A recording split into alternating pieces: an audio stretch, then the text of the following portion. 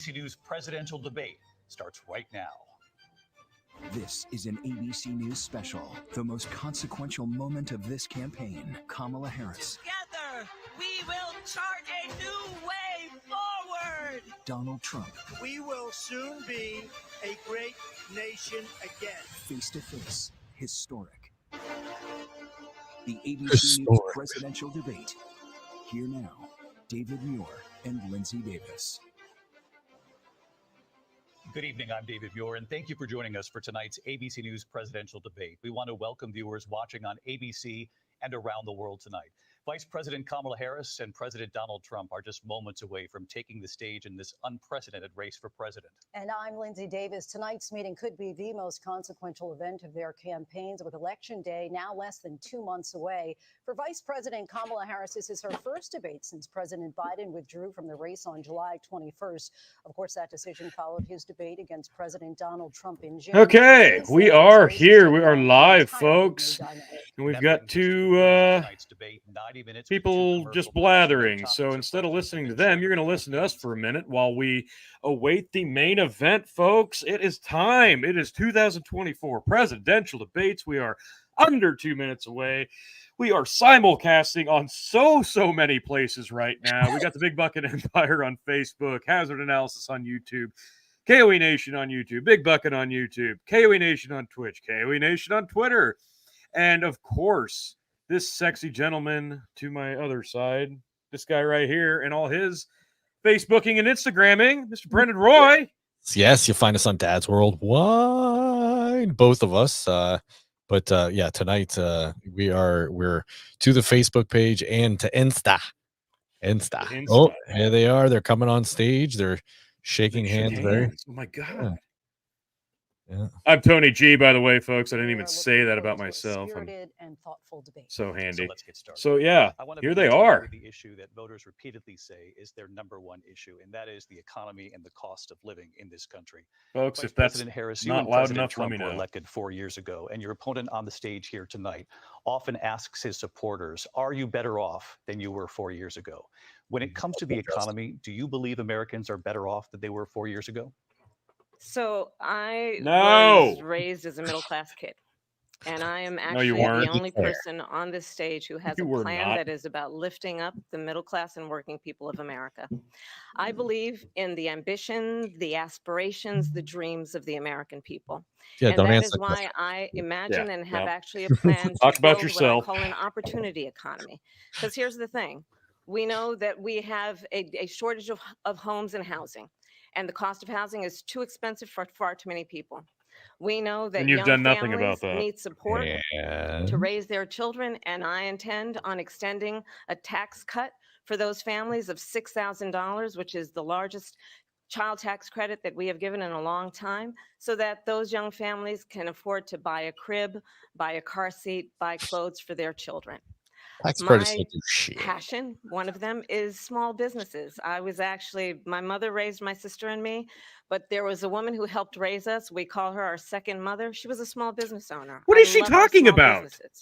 My plan is to give a $50,000 tax deduction to start up small businesses, knowing they are part of the backbone of America's economy. No, I don't believe my opponent, on the other hand, his plan is to do what he has done before, which is to provide a tax cut for billionaires and big corporations, which will result in $5 trillion to America's deficit.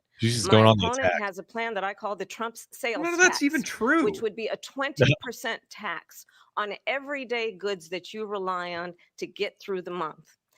Economists have said that Trump sales tax would actually result for middle-class families in about $4,000 more a year, because of his policies and his ideas about what should be the backs of middle-class people paying for tax cuts for billionaires. It should be Trump, I'll give you 2 minutes. Yeah, we're gonna pause that for a second. Like immediately, $50,000 for the small businesses that you closed because of COVID, you asshole. Exactly. I was gonna say that. Like, Boom, this is her offering these people over the last 4 years, all the small businesses that lost their businesses, she wants them to restart. So there's some incentive there. I don't believe we'll even see those credits. So, I mean, good luck with that if you're voting for her based off of this credit for business startup. Okay, but a business startup doesn't need $50,000 tax credit. A business startup needs capital immediately. To actually, like, if you've ever even remotely tried to start a small business, I could tell you flat out, like, the best thing that you could do for someone is capital. And I'm not saying that we should give people money, because that's also not a good way. That's allowing people with really bad ideas also to enter the market and also fail, and then that money disappears. So it's Very just true. silly. It's absolutely silly. Yeah. We'll continue. Well, I have no sales tax. That's an incorrect statement. She knows that. Yep. We're doing tariffs Sorry, on other that is true. countries. Other countries are going to finally, after 75 years, pay us back for all that we've done for the world. And the tariff will be substantial in some cases. I took in billions and billions of dollars, as you know, from China. In fact, they never took the tariff off because there was so much You knew it money was they coming. had. Yeah. It would totally destroy everything that they've set out to do. They're taking in billions of dollars from China and other places. They've left the tariffs on. When I had it, I had tariffs, and yet I had no inflation. Look, we've had a terrible economy because inflation which is really known as a country buster. It breaks up countries. We have inflation like very few people have ever seen before, probably the worst in our nation's history. We were at 21%, but that's being generous because many things are 50, 60, 70, and 80% higher than they were just a few years ago. This has been a disaster for people, for the middle class, but for every class. On top of that, we have millions of people pouring into our country from prisons and jails, from mental institutions and insane asylums. And they're coming in and they're taking jobs that are occupied right now by African Americans and Hispanics, and also unions. Unions are going to be affected very soon. And you see what's happening. You see what's happening with towns throughout the United States. You look at Springfield, Ohio. You look at Aurora in Colorado. They are taking over the towns. They're taking over buildings. They're going in violently. These are the people that she and Biden led into our country, and they're destroying our country. They're I like dangerous. how she looks offended They're at the by highest him level outing of her. criminality, and we have to get them out. We have to get them out fast. I created one of the greatest economies in the history of our country. I'll do it again and even better. We are going to get to immigration and border security during this debate, but I would like to let Vice President Harris respond on the economy here. Well, okay, so first, before she even tries to fumble over these words, I don't know. I didn't know he was going to dip into the immigration problem immediately, but well, I guess she didn't really answer the question. She didn't answer the question, right? No, hell no question at all. So him going left field and going towards the border, yeah, it was just a dig, because it was, of course. So, but I guess the biggest problem I have with his comment, I mean, he's right to bring up the border because and he should do it constantly. He should do it constantly because it is pretty. Probably will every chance he gets. Every time he gets to talk as well. Yeah, he should.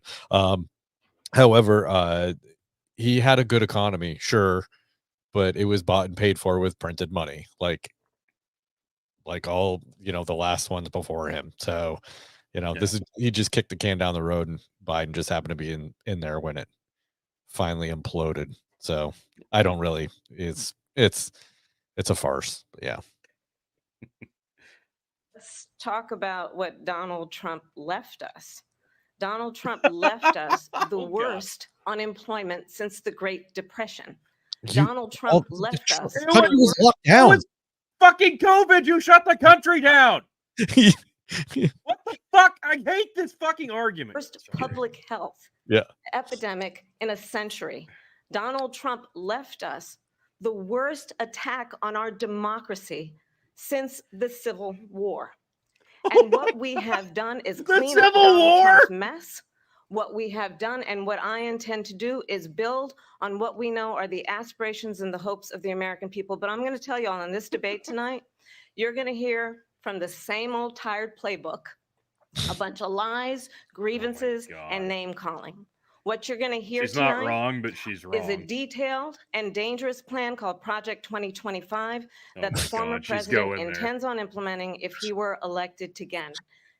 I believe very strongly that the American people want a president who understands the importance of bringing us together, knowing we have so much more in common than what separates us. And I pledge to you to be a president for all Americans. What separates us is you, is the government. That's what separates us, you dumbass. Holy shit. Well, just like he dipped into the immigration well, she dipped into the Project 2025 well. Well done, Kamala. Wow, just knocking it out of the park. It's dangerous, it's scary, and he's a bad, bad man. Boy, really fills up. He fills up. He wants in it. Up. It's here, Phil. You know where to find us. I have to. What the Phil? You know where to find it. Maybe he wants to go to the actual debate. Oh yeah, maybe he wants to go to the live debate. He wants to be in there. That would be great. Honestly, it'd be way more entertaining. Yeah. All right, Phil. You know where to find us. Jump in. We'll get you on. I have nothing to do, as you know, and as she knows better than anyone. I have nothing to do with Project 2025. That's out there. I haven't read it. I don't want to read it purposely. I'm not going to read it. This was a group of people that got together. They came up with some ideas. I guess some good, some bad. But it makes no difference. I have nothing to do. Everybody knows I'm an open book. Everybody knows what I'm going to do. Cut taxes very substantially and create a great economy like I did before. We had the greatest economy. We got hit with a pandemic. And the pandemic was not since 1917, where 100 million people died, has there been anything like it. We did a phenomenal job with the pandemic. We handed them over a country where the economy and where the stock market was higher than it was before the pandemic came in. Nobody's ever seen anything like it. We made ventilators for the entire world. We got gowns, we got masks, we did things that nobody thought possible. And people give me credit for rebuilding the military. They give me credit for a lot of things, but not enough credit for the great job we did with the pandemic. But the only jobs they got were bounce back jobs. These were jobs bounce back, and it bounced back and it went to their benefit. But I was the one that created them. They know it, and so does everybody else. Vice President Harris, I'll let you respond. So Donald Trump has no plan for you. Oh, my God. And when you look at his economic plan, it's all about tax breaks for the richest people. You already said that. What I describe as an opportunity. That's all she's got. And the best economists in our country, if not the world, have reviewed our relative plans for the future of America. What Goldman Sachs has said is that Donald Trump's plan would make the economy worse. Mine would strengthen the economy. What the Wharton School has said is Donald Trump's plan would actually explode the deficit.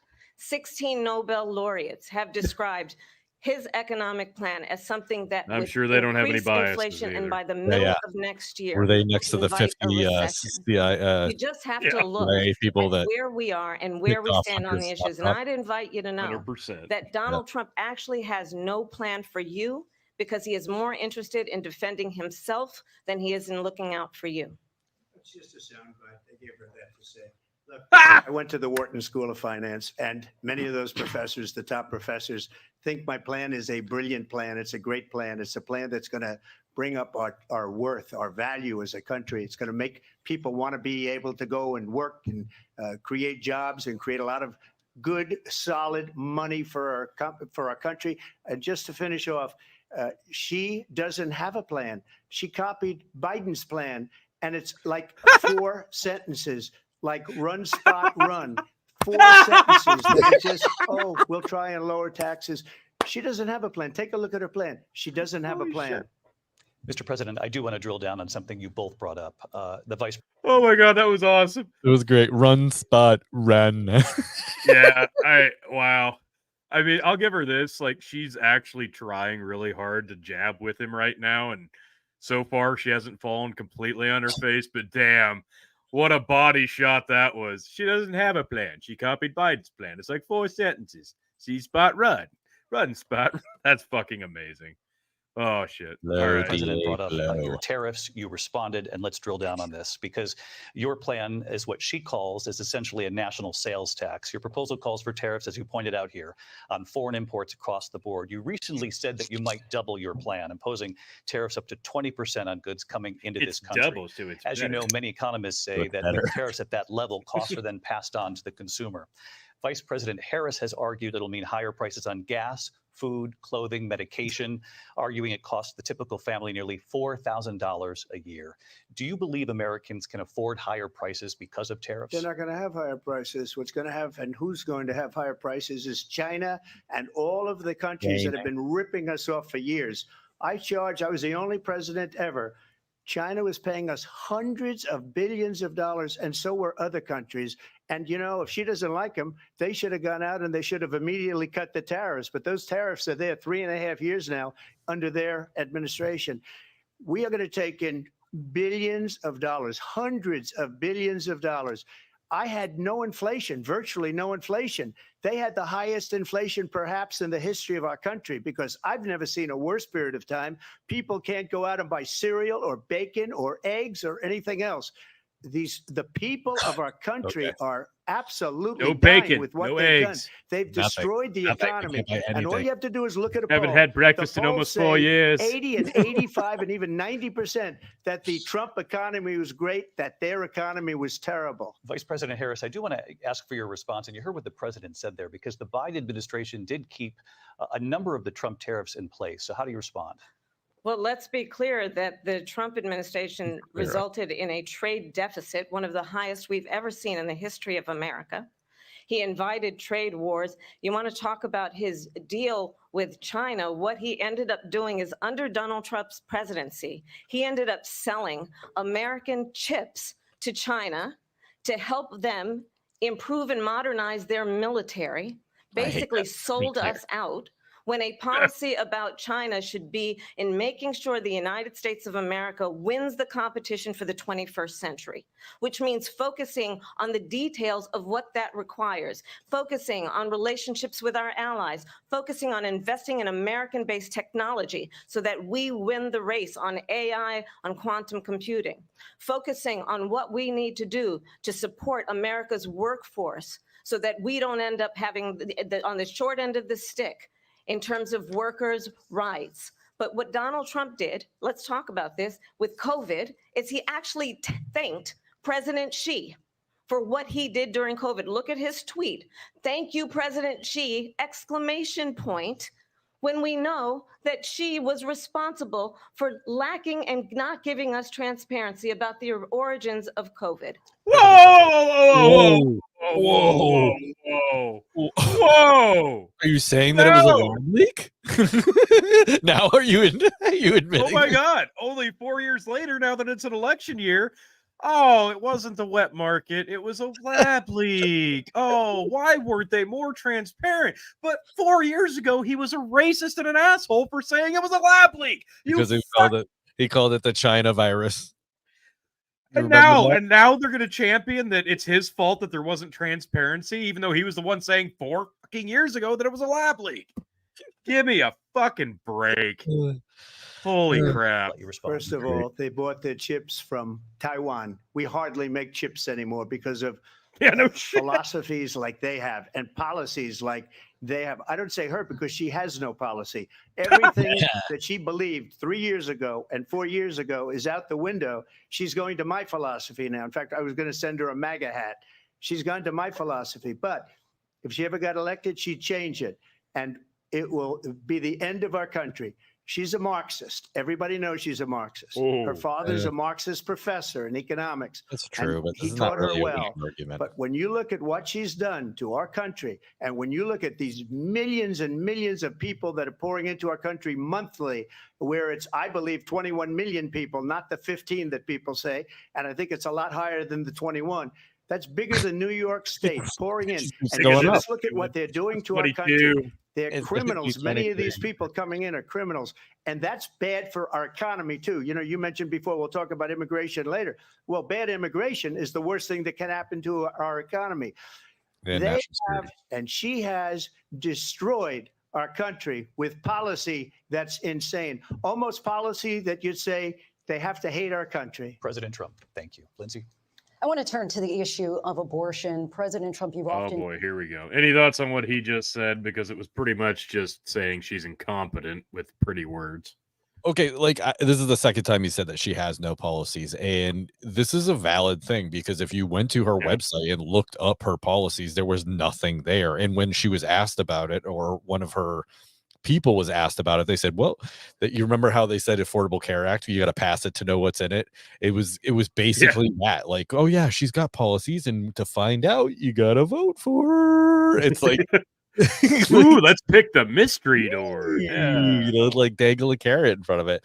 I haven't been to her website recently, so maybe that changed, but up until recently, there was nothing. She had no policies. And when she was asked about policies on that interview that aired on CNN, there was nothing. It was absolutely nothing. It was word salad and 19 minutes of garbage. So I think he's legitimate to bring that up. Fair. All right, they're going to start talking about abortion. This is going to get heated. I can't wait. Get ugly. You touted that you were able to kill Roe v. Wade. Last year, you said that you were proud to be the most pro-life president in American history. Then last month, you said that your administration would be great for women and their reproductive rights. In your home state of Florida, you surprised many with regard to your 6-week abortion ban because you initially had said that it was too short. And you said, quote, "I'm going to be voting that we need more than 6 weeks." But then the very next day, you reversed course and said you would vote to support the 6-week ban. Vice President Harris says that women shouldn't trust you on the issue of abortion because you've changed your position so many times. Yeah, therefore, why accurate. should they trust you? Well, the reason I'm doing that vote is because the plan is, as you know, the vote is they have abortion in the 9th month. They even have, and you can look at the governor of West Virginia, the previous governor of West Virginia, not the current governor, who's doing an excellent job, but the governor before, he said the baby will be born and we will decide what to do with the baby. In other words, we'll execute the baby. And that's why I did that, because that predominates, because they're radical. The Democrats are radical in that. And her vice presidential pick, which I think was a horrible pick, by the way, for our country, because he is really out of it.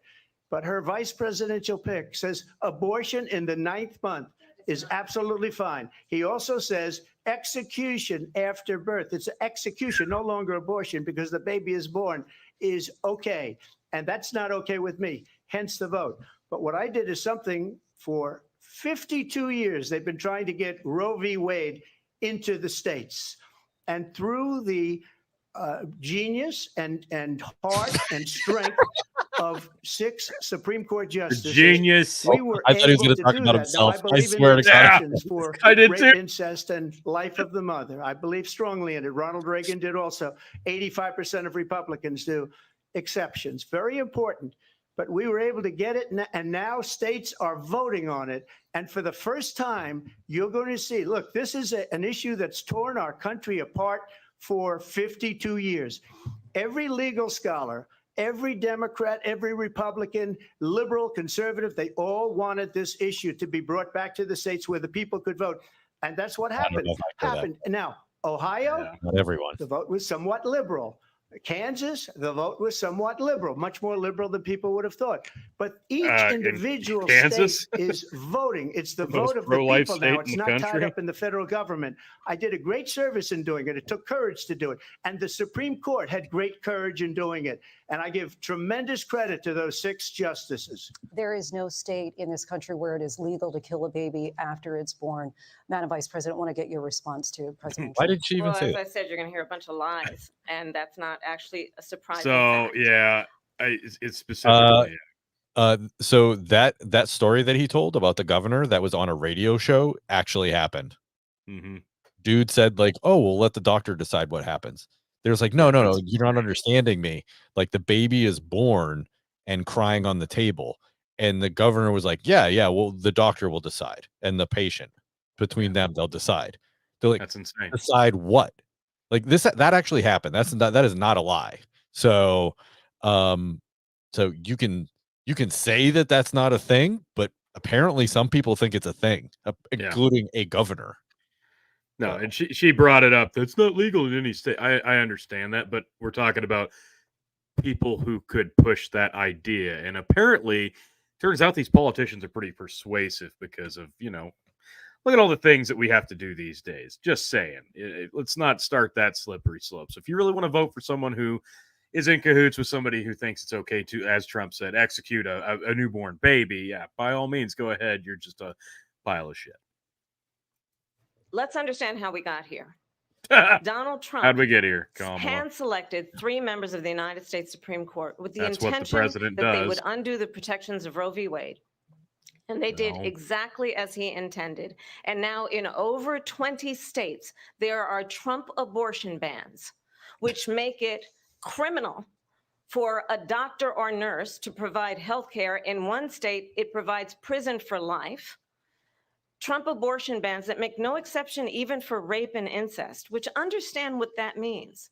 A survivor of a crime, a violation to their body, does not have the right to make a decision about what happens to their body next. That is immoral.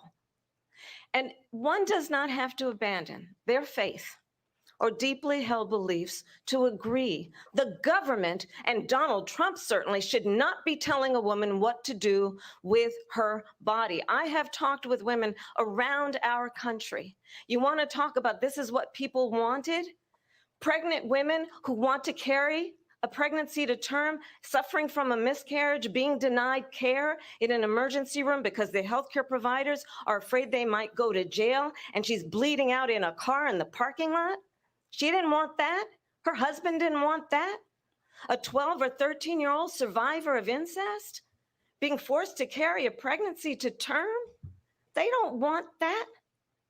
And Less than 1% of abortions. When Congress passes a bill to put back in place the protections of Roe v. Wade, as President of the United States, I will proudly sign it into law. But understand, if Donald Trump were to be reelected, he will sign a national abortion ban. Understand, in his Project 2025, there would be a national abortion, a monitor that would be monitoring your pregnancies, your miscarriages.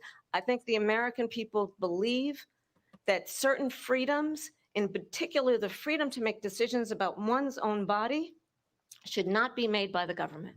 Thank you, Vice. So, okay, so much in there. Back to Project 2025. Yeah, again, which he's already disavowed several times, not even just in this debate, but like several times. So I find that to be disingenuous, but whatever, that's fine.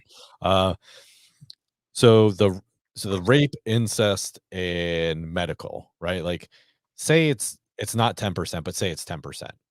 They say it's around 1 to 3. Like, it depends on where you are, but it would say it's 10%. That means 90% of abortions are just completely unnecessary, and it's just basically birth control. So yeah, and that's what they're working to eliminate. People need to learn how to use actual contraceptives and not Plan B as a form of birth control. There you go. So that's where I stand on it.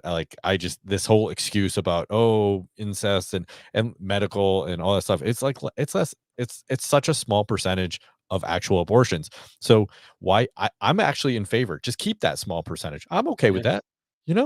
Why don't we find that? If we're talking about rape and incest, and why don't we find that 90 to 97% range? Why don't we work on that one, and maybe we stop killing so many babies, and then maybe our population wouldn't be dwindling in this country.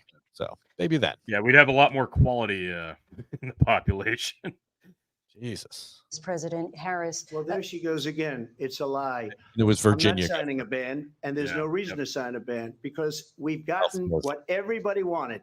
Democrats, Republicans, and everybody else, and every legal scholar wanted it to be brought back into the states, and the states are voting. And it may take a little time, but for 52 years, this issue has torn our country apart, and they've wanted it back in the states. Agreed. And I did something that nobody thought was possible. The states are now voting. What she says is an absolute lie.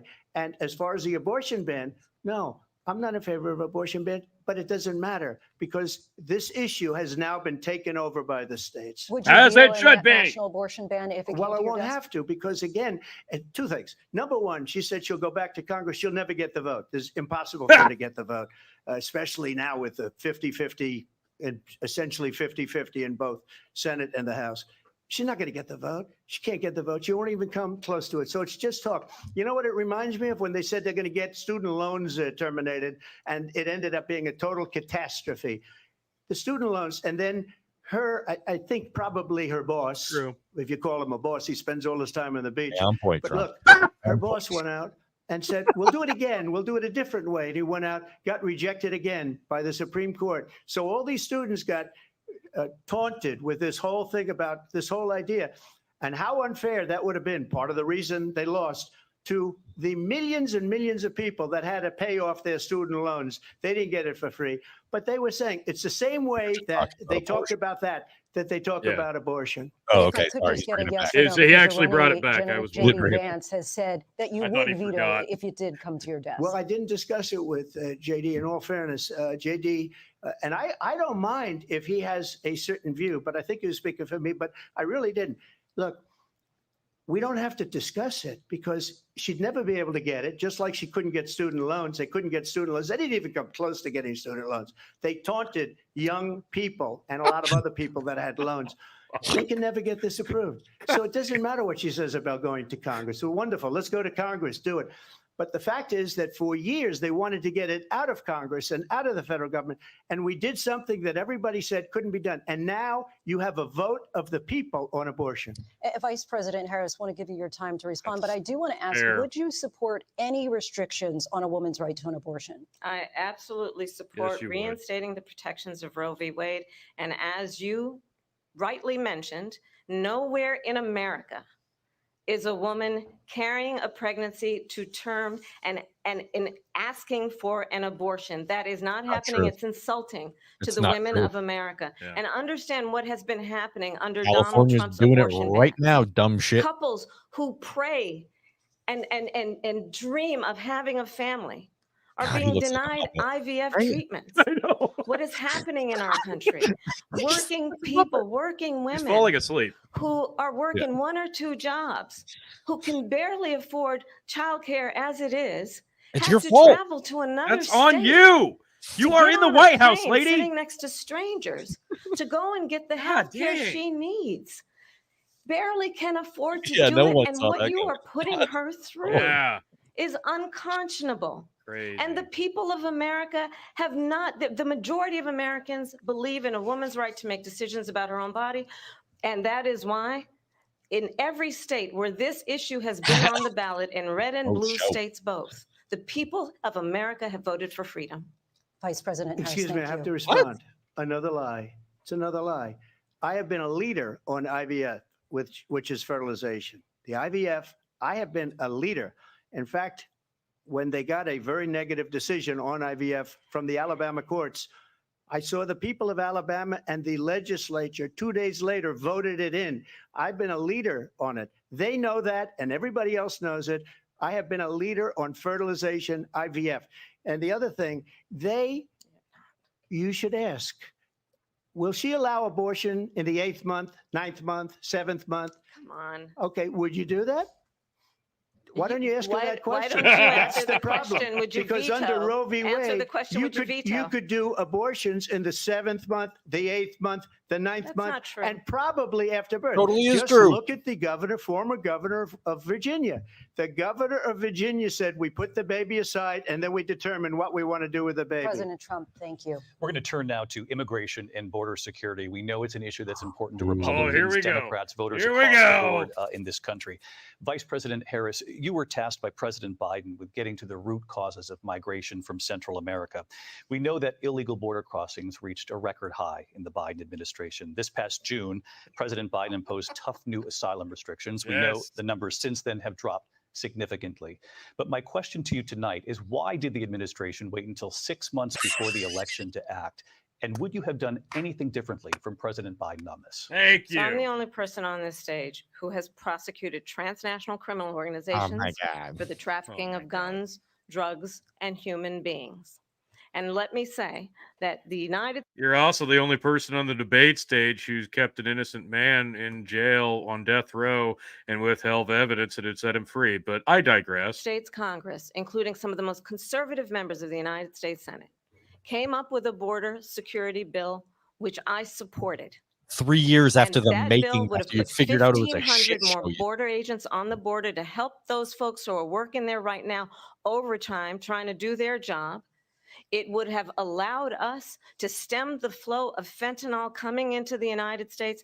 I know there are so many families watching tonight who have been personally affected by the surge of fentanyl in our country. That bill would have put more resources to allow us to prosecute transnational criminal organizations for trafficking in guns, drugs, and human beings. But you know what happened to that bill? Donald Trump got on the phone, called up some folks in Congress and said, kill the bill. And you know why? Because he'd prefer to run on a problem instead of fixing a problem.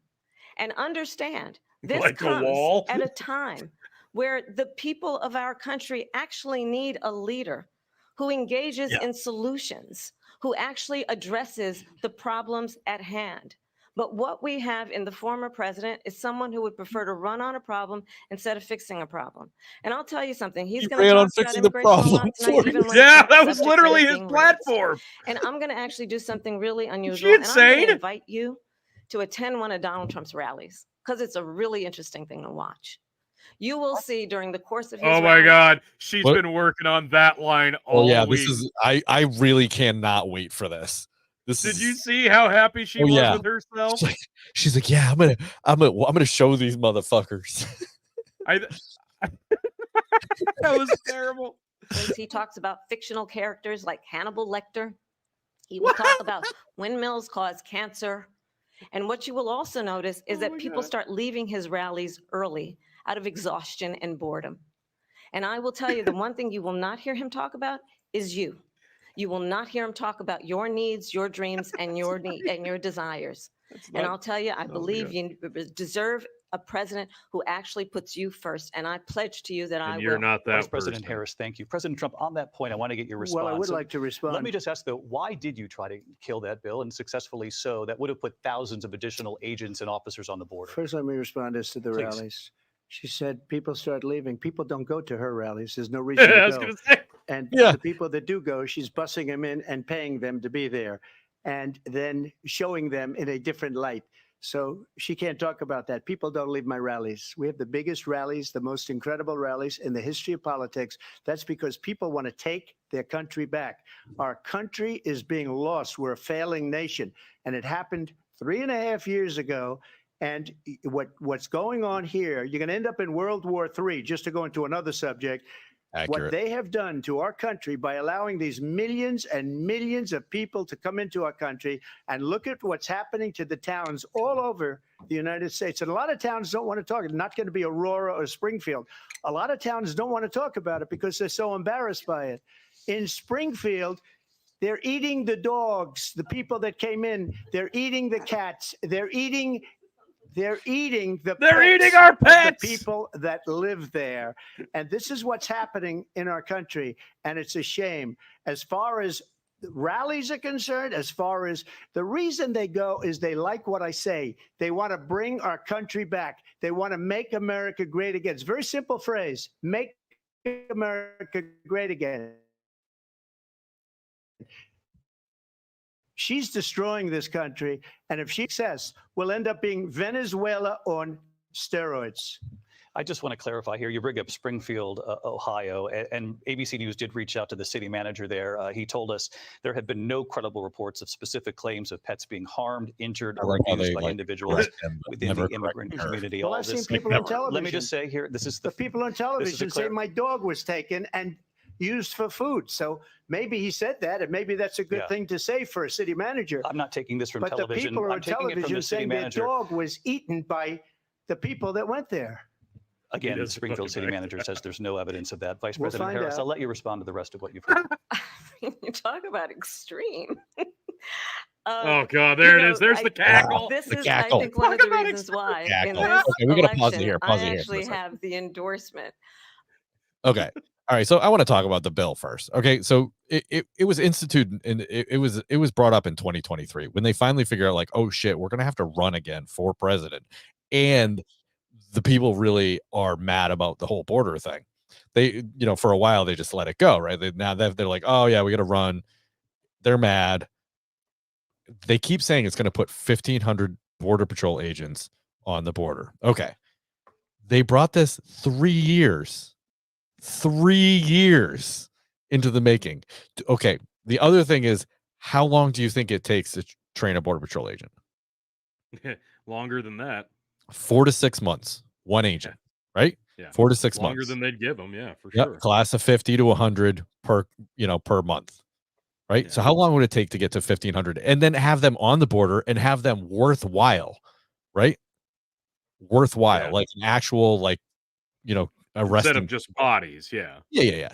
So there you go. That's all I want to say. I just, it's this whole thing like, oh, it's going to put 1,500 agents on the border. Like, it's just going to like pass. They're and just then, standing there, Brendan. They're waiting for them to just be sent. Yeah. They're just waiting to be paid. They're just waiting to be paid. No, you don't have to find the people, train the people, get the people. Yeah, no. It's just instantaneous. Out of thin air. It's amazing. I really wish he sounded like a kook bringing up the dogs and shit. A little bit, yeah. I would have left that off my response plate, but whatever. Of 200 Republicans who have formerly worked with President Bush, Mitt Romney, and John McCain, including the endorsement of former Vice President Dick Cheney and Congress member Liz Cheney. Yay, war people. Warhawks. The inside track on who the former president is, if he didn't make it clear already, just ask people who have worked with him. His former chief of staff, a 4-star general, has said he has contempt for the Constitution of the United States. His former national security advisor has said he is dangerous and unfit. His former Secretary of Defense has said the nation, the Republic, would never survive another Trump term. Can you imagine when getting we listen to this kind of rhetoric, Cheney's endorsement and gloating that about it? affect the American people are Yeah. not being addressed, It's so Hit pause for a second, during T. this election. President Trump will give you a quick. Hey, Phil. Worry not, folks, because now I, your king of extreme, the man of the hour, the man with the power, the man that makes the other podcast cower, has arrived for this debate. And grow the format, why not just name Bill Kristol? Like, yeah, that's basically the economist and the analyst that likes her. That's about it. Yep, fear porting. Yep, interesting. But anywho, folks, let's get in. I'm pouring myself some Hennessy because it's great watching Trump just have this smackdown. Trump is layeth the smacketh down tonight. He actually won the abortion answer. I don't know how he did it, but we'll get to that later. Justin, fire it up, T. You got it. Minute to respond Yeah. here. Thank you. Because when I hear that, see, I'm a different kind of a person. I fired most of those people. Not so graciously. They did bad things or a bad job. I fired them. They never fired one person. They didn't fire anybody having to do with Afghanistan and the Taliban and the 13 people who's were just killed, viciously and violently killed. And I got to know the parents and the family. That was a good jab. They didn't fire. They should have fired all those generals, all those top people, because that was one of the most incompetently handled situations anybody has ever seen. So when somebody does a bad job, I fire him. And you take a guy like Esper. He was no good. I fired him. So he writes a book. Another one writes a book. Because with me, they can write books. With nobody else can they? But they have done such a good job.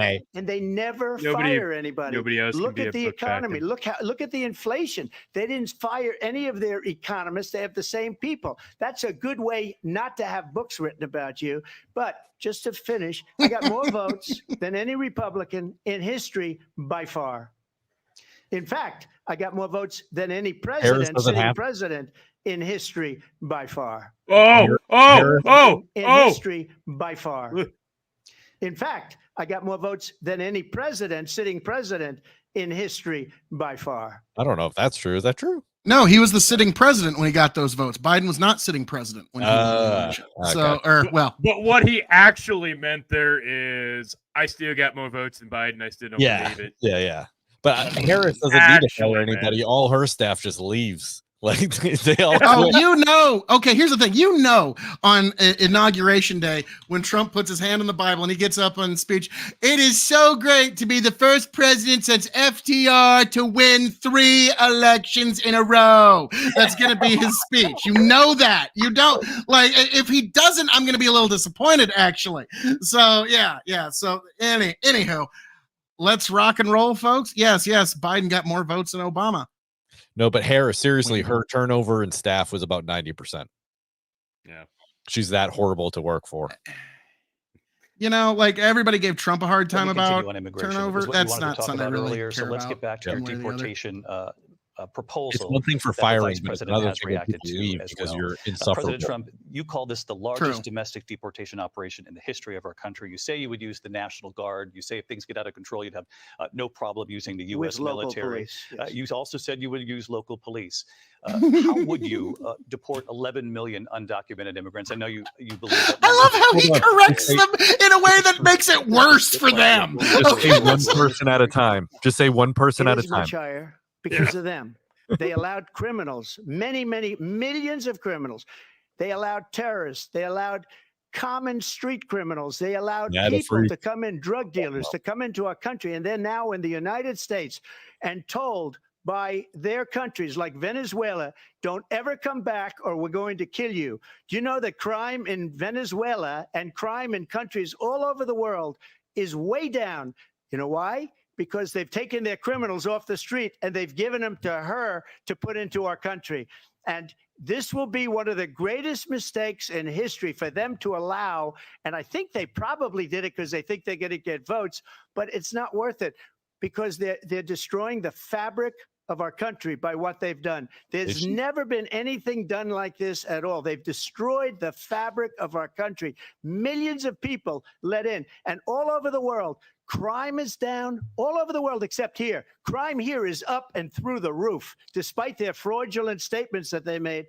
Crime in this country is through the roof. And we have a new form of crime. It's called migrant crime. And it's happening at levels that nobody thought possible. Man, he just double-legged. You're like, those stats aren't true. Actually coming down in this country. But excuse me, the FBI they were defrauding statements. They didn't include the worst cities. They didn't include the cities with the worst crime. It was a fraud, just like their number of 818,000 jobs that they said they created turned out to be a fraud. President Trump, I'll let you respond. Yeah, well, boy. I think this is so rich, coming so from rich. someone who has been prosecuted for national security crimes, economic crimes, election interference, has been found liable for sexual assault, and his next big court appearance is in November at his own criminal sentencing. And let's be clear, where each person stands on the issue of what is important about respect for the rule of law and respect for law enforcement. The former vice president called for defunding federal law enforcement, 45,000 agents, get this, on the day after he was arraigned on 34 felony counts. So let's talk about what is important in this race. It is prosecutors just like talk about how wonderful lawfare is. Yeah. On this same old you mean defamation? And address that's like fucking the needs of the Orwellian American people. listening to her talk. Address what we need to do about the housing shortage, which I have a plan for. Hit pause for a second. What we must do to support our small businesses. Like it's been well established that this is lawfare to the point where all the other charges got thrown out. They had to scramble to try to get this conviction, which I even had lefties on my own show that I used to have years ago say there's no way Trump could ever get a fair trial here. This conviction's going to get thrown out as well. Okay. There's because of the Supreme Court decision. So this is lawfare that was used to try to basically just change the idea of the voters of some swing states. And now here we have this former prosecutor that, as you pointed out, Tony, kept exculpatory evidence out of a death row case that would have actually saved someone's life. So this is somebody that's cheering on lawfare against political opponents, who has demonstrated that she is completely willing to abuse her political and legal power in a way that isn't just wrong, but borders on evil. And so when she talks about how wonderful, like, and you've had all these charges, don't you think, Trump? Like, there's a real, like, Orwellian, like, Hunger Games, Kafka-esque, like, horror to what she says. Like, I can't describe, like, there is a true unmitigated horror to the way she talks. And that was all I wanted to say on it. Well, also, I just want to add that she also left people in past their time of release so that she could use them for free labor. And then also there was a DA just caught. I tried to look up his name real quick, but he was just caught on cam saying that, Alvin Bragg's case is just bullshit. just flat out bullshit, and he did it just for political reasons. I mean, and everyone knows this. This is just ridiculous. Yeah. So that thing about keeping people in past their release date, like, yeah, we have a 13th Amendment for a reason. So Kamala Harris said she's going to crack down on Twitter and Facebook and social media companies and make misinformation laws. So she's going to violate your First Amendment. We know that any Supreme Court justice she nominates to the Supreme Court will undermine the Second Amendment. So there's your Second Amendment. And now she's even demonstrated she doesn't really give that much of a fuck about the 13th Amendment. So if all these amendments are up for grabs, pretty much all of your rights are up for grabs under Harris administration. So yeah, we need to stop this in any way possible. Trump 2024. T, roll on, sir, unless you got something you'd like to add. Address bringing down the price of groceries. But frankly, the American people are exhausted with this same old tired playbook. Vice President Harris, thank you. Excuse me. Every one of those cases was started by them against their political opponent. And I'm winning most of them, and I will win the rest on appeal. And you saw that with the decision that came down just recently from the Supreme Court. I'm winning most of them.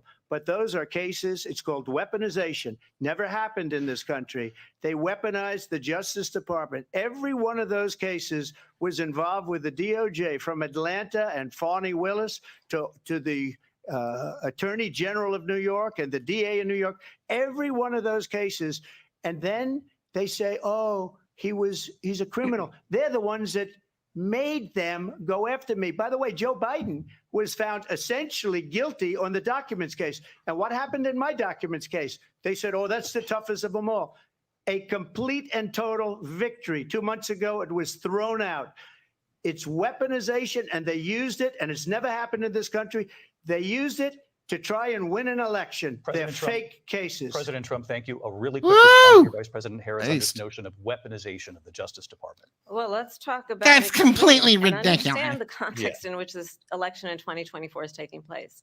The United States Supreme Court. Did you know that January 6th happened? The former happened? president would essentially be immune from any misconduct if he were to enter the White House again. Understand, this is someone who has openly said he would terminate, I'm quoting, terminate the Constitution of the United States, that he would weaponize the Department of Justice against his political enemies. You mean what you're doing right now? Has openly expressed disdain. She's not denying it either. Military. She's just like, but he's going to do what it. it would mean if Donald Trump were back in the White House. Wouldn't that be terrible if they did back to? Because certainly we know now that. Get pause for a second, T. We know JD Vance is not going to stop. Pause.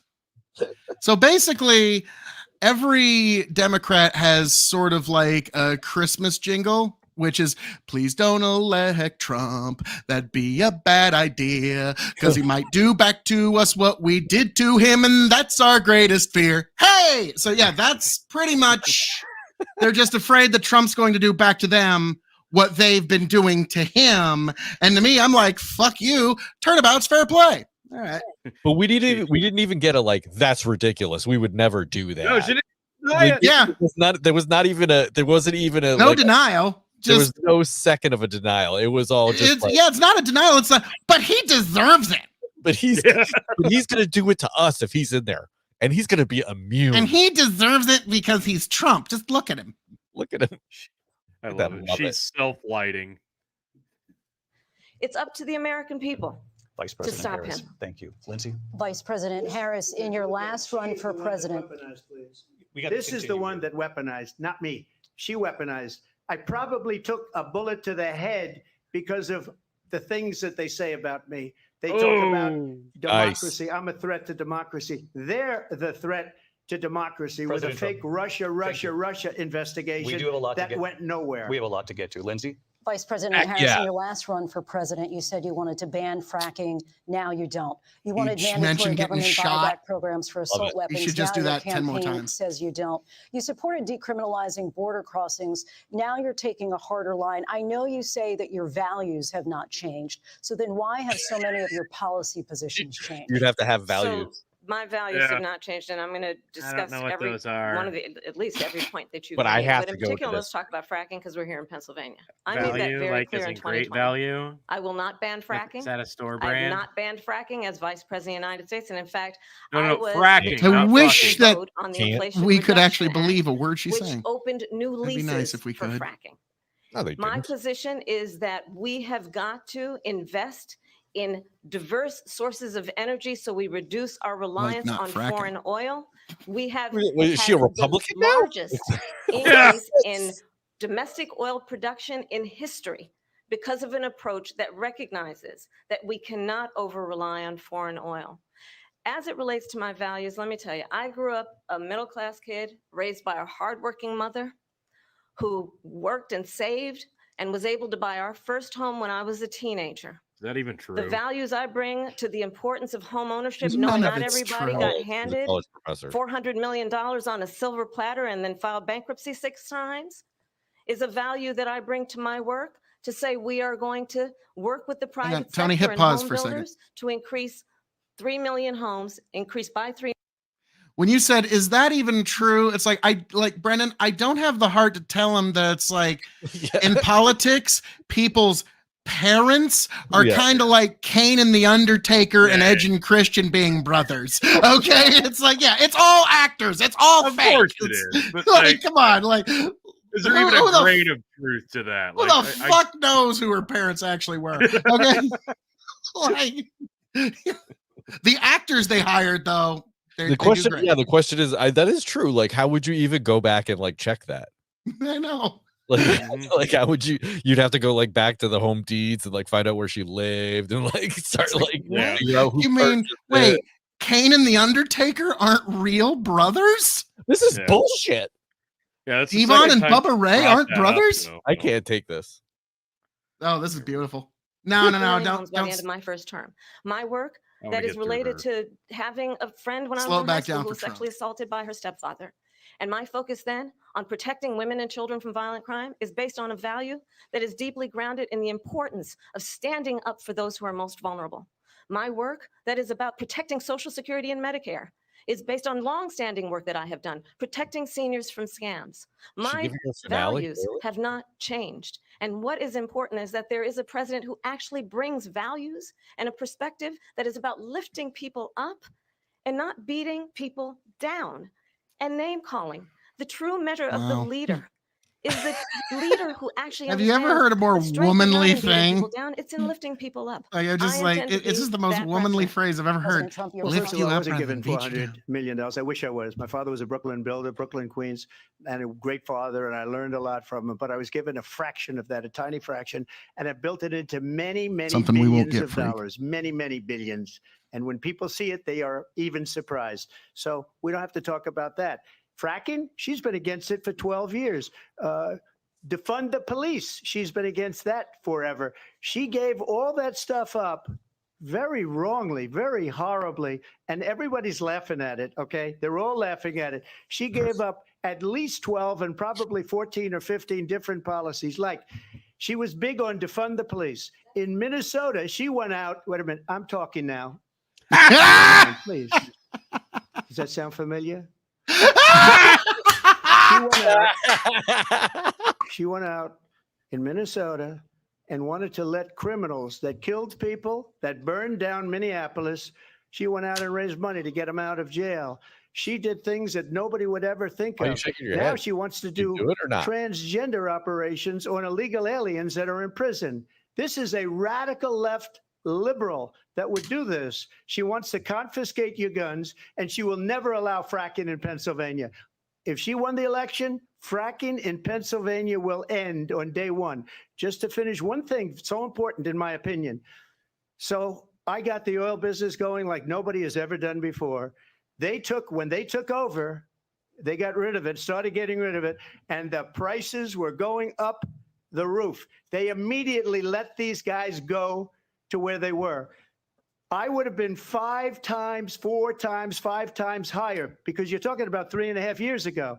They got it up to where I was because they had no choice, because the prices of energy were quadrupling and doubling. You saw what happened to gasoline.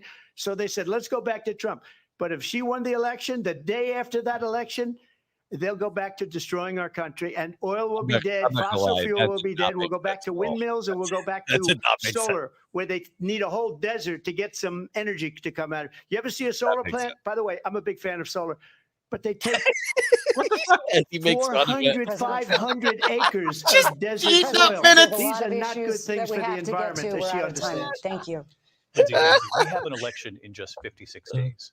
And I want to talk about the transfer of power, which, of course, we all know is a cornerstone of our democracy. I used to have a cat when I was a child. Would you like me to talk about that too? Mr. President, on January 6th, anything I can do to beat up her to march time? to the Capitol, you said you would be right there with them. The country and the world saw what played out at the Capitol that day, the officers coming under attack. You talk about aides in the West Wing say you watched it unfold on television off the Oval Office. You did send out tweets, but it was more than 2 hours before you sent out that video message telling your supporters to go home. Is there anything you regret about what you did on that day?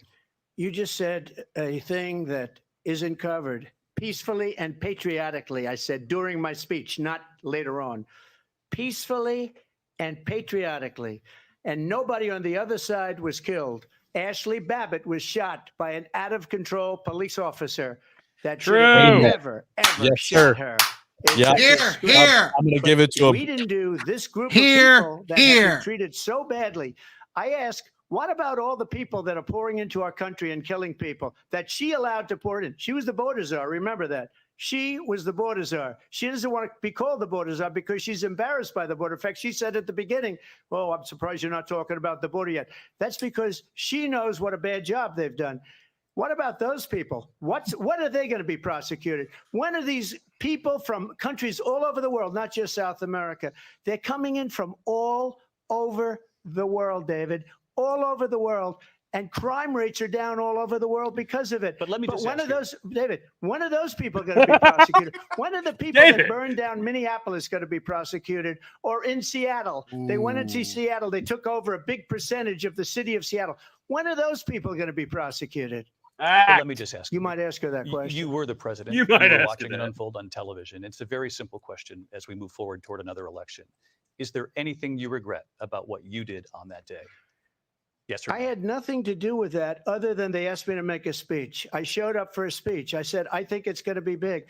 I went to Nancy Pelosi and the mayor of Washington, D.C., and the mayor put it back in writing, as you know. I said, you know, this is going to be a very big rally or whatever you want to call it. And again, it wasn't done by me. It was done by others. I said, I'd like to give you 10,000 National Guard or soldiers. They rejected me. Nancy Pelosi rejected me. It was just 2 weeks ago. Her daughter has a tape of her saying she is fully responsible for what happened. They want to get rid of that tape. It would have never happened if Nancy Pelosi and the mayor of Washington did their jobs.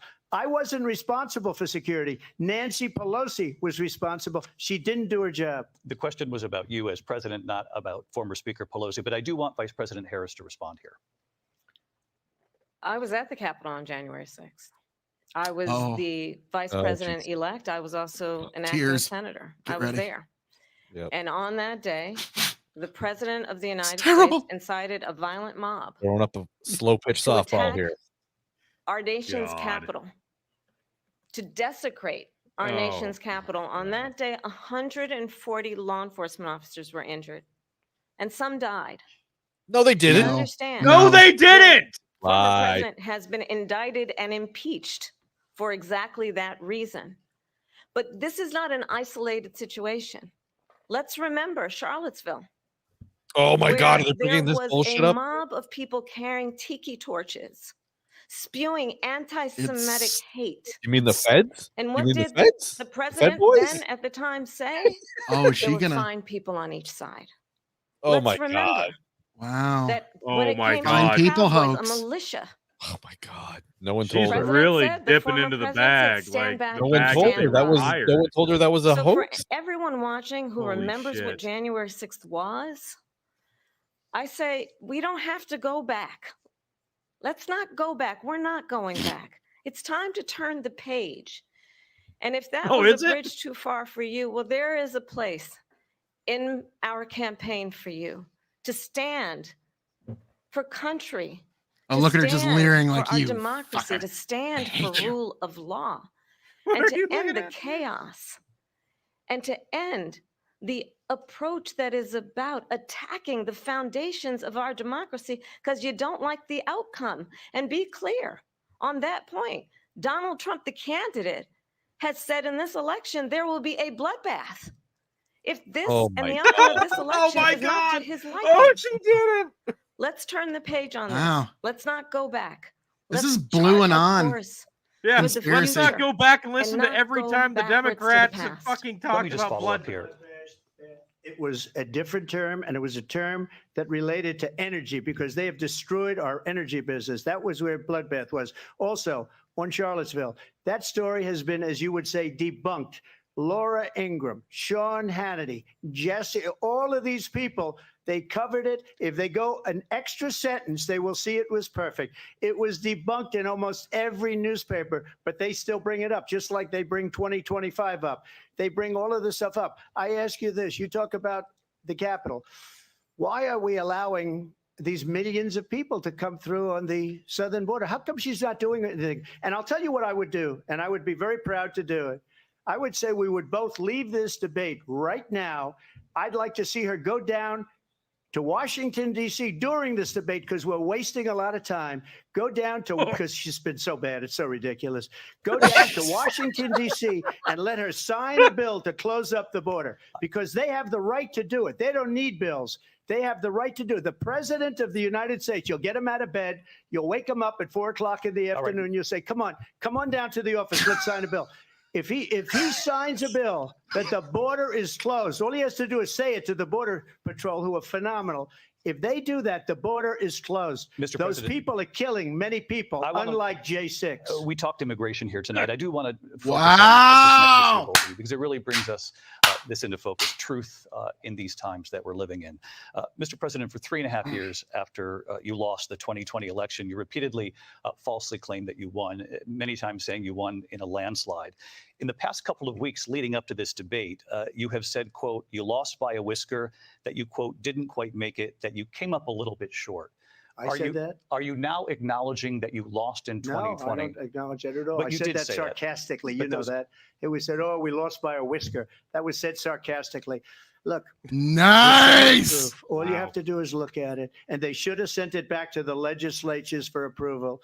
I got almost 75 million votes, the most votes any sitting president has ever gotten. I was told if I got 63, which was what I got in 2016, you can't be beaten. The election, people should never be thinking about an election as fraudulent. We need two things. We need walls. And we have to have it. We have to have borders and we have to have good elections. Our elections are bad. And a lot of these illegal immigrants coming in, they're trying to get them to vote. They can't even speak English. They don't even know what country they're in practically. And these people are trying to get them to vote. And that's why they're allowing them to come into our country. I did watch all of these pieces of video. I didn't detect the sarcasm. Lost by a whisker. We didn't quite make it. Yeah, he's never been known to be sarcastic. And you know this. You and your allies, 60 cases in front of many judges. Many of them no judge looked at it. And said, I like how they just hammer Trump all the time. Not once have they said we didn't have standing, a technicality. Can you imagine a system where a person in an election doesn't have standing? The president of the United States doesn't have standing. That's how we lost. If you look at the facts, and I'd love to have you do a special on it. I'll show you Georgia, and I'll show you Wisconsin, and I'll show you Pennsylvania, and I'll show you. We have so many facts and statistics, but you know what? That doesn't matter because we have to solve the problem that we have right now. That's old news. And the problem that we have right now is we have a nation in decline, and they have put it into decline. We have a nation that is dying, David. Mr. President, thank you. Vice President Harris, you heard the president there tonight. He said he didn't say that he lost by a whisker. So he still believes he did not lose the election. Get ready for the fake outrage. That was won by President Biden and yourself. But I do want to ask you about something. Just look how outraged she is. This was a post from President Trump about this upcoming election just weeks away. He said, when I win, those people who cheated, and then he lists donors, voters, election officials, he says will be prosecuted to the fullest extent of the law, which will include long-term prison sentences. One of your campaign's top lawyers responded saying, we won't let Donald Trump intimidate us. We won't let him suppress the vote. Is that what you believe he's trying to do here? Suppress? Donald Trump was fired by 81 million people. So let's be No, clear that's about not that. how that And works. clearly, he is having a very difficult time That's processing not how that works. But we cannot afford to have a president of the United States who attempts, as he Nixon did was in the fired. past, to upend the will of the voters in a free and fair election. And I'm going to tell you that I have traveled the world as vice president of the United States. You haven't. Just And haven't been to the world southern leaders border. are laughing at me. Yeah, just not I have talked with military leaders, some of whom worked with you, and they say you're a disgrace. And when you then talk in this way in a presidential debate and deny what over and over again are court cases you have lost because you did in fact lose that election, it leads one to believe that perhaps we do not have in the candidate to my right the temperament or the ability to not be confused about fact. That's Unburdened by deeply what has troubling, and the been. American people deserve better. You know, I was T, waiting hit, for that. hit pause for a Let me second. I was just say waiting about for world that. leaders. In her head, that was a slam dunk. In her head, she thought that was just like her doing the Space Jam, Michael Jordan super stretch, making the fucking somehow a 3-point dunk. That's what she thought she just did. Yeah. Instead, it just kind of came out as like stammering sloganeering. Oh, You God. make your own Hey, facts. welcome, They Starman. make more sense. Yeah. Been a minute. Viktor Orban, one of the most respected men. They call him a strong man. He's a tough person, smart. Prime Minister of Hungary. They said, why is the whole world blowing up? 3 years ago, it wasn't. Why is it blowing up? He said, because you need Trump back as president. They were afraid of him. China was afraid, and I don't like to use the word afraid, but I'm just quoting him. China was afraid of him. China. North Korea was afraid of him. Look at what's going on with North Korea, by the way. He said Russia was afraid of him. I ended the Nord Stream 2 pipeline, and Biden put it back on day one, but he ended the XL pipeline. The XL pipeline in our country, he ended that. But he let the Russians build a pipeline going all over Europe and heading into Germany, the biggest pipeline in the world. Look, Viktor Orban said it. He said the most respected, most feared person is Donald Trump. We had no problems when Trump was president. But when this weak, pathetic man that you saw at a debate just a few months ago, that if he weren't in that debate, he'd be running instead of her. She got no votes. He got 14 million votes. What you did, you talk about a threat to democracy. Wow. He got 14 million votes, and they threw him out of office. And you know what? I'll give you a little secret. He hates her. He can't stand her. But he got 14 million votes. They threw him out. She got 0 votes. And when she ran, she was the first one to leave because she failed. And now she's running. I don't understand it, but Mr. I'm okay with it because your time is I up. think we're Thank going to you. do very well. We've got a lot more to get to. Turning Oh my now to God. the Israel-Hamas war He and the hates her. This hostages is who are fucking still being hilarious. held, Americans among Wow. them. Vice President Harris, in December, you said, quote, Israel has a right to defend itself, but you added, quote, it matters how, saying international humanitarian law must be respected. Israel must do more to protect innocent civilians. You said that 9 months ago. Now an estimated 40,000 Palestinians are dead. Nearly 100 hostages remain. Just last week, Prime Minister Benjamin Netanyahu said there's not a deal in the making. President Biden has not been able to break through the stalemate. How would you do it? Well, let's understand how we got Amber. here. On October Okay, hit 7th, pause for a second. Hit pause. Hamas, a terror. Finally, she gets a hard question because it's basically, hey, Kamala, solve Middle East peace. There you go. like, fuck. Even I kind of have to sympathize with that one. Are you kidding me? Like, yeah, hey, Kamala, solve the fucking Middle East. Good luck. I just That's feel the bad. meaning of I life. I just feel bad. Riker has to watch this. Yeah, no shit. Oh, no. Sorry, Find buddy. proof positives. Sorry, buddy. Good luck. terrorist organization slaughtered 1,200 Oh Israelis. my God. And how we Is this got her here. explaining it? On October Yeah, she's 7th, explaining it. Yeah. Hamas, a terrorist organization, slaughtered 1,200 Israelis. Many Wow. of them Was that young many? people who were simply attending a concert.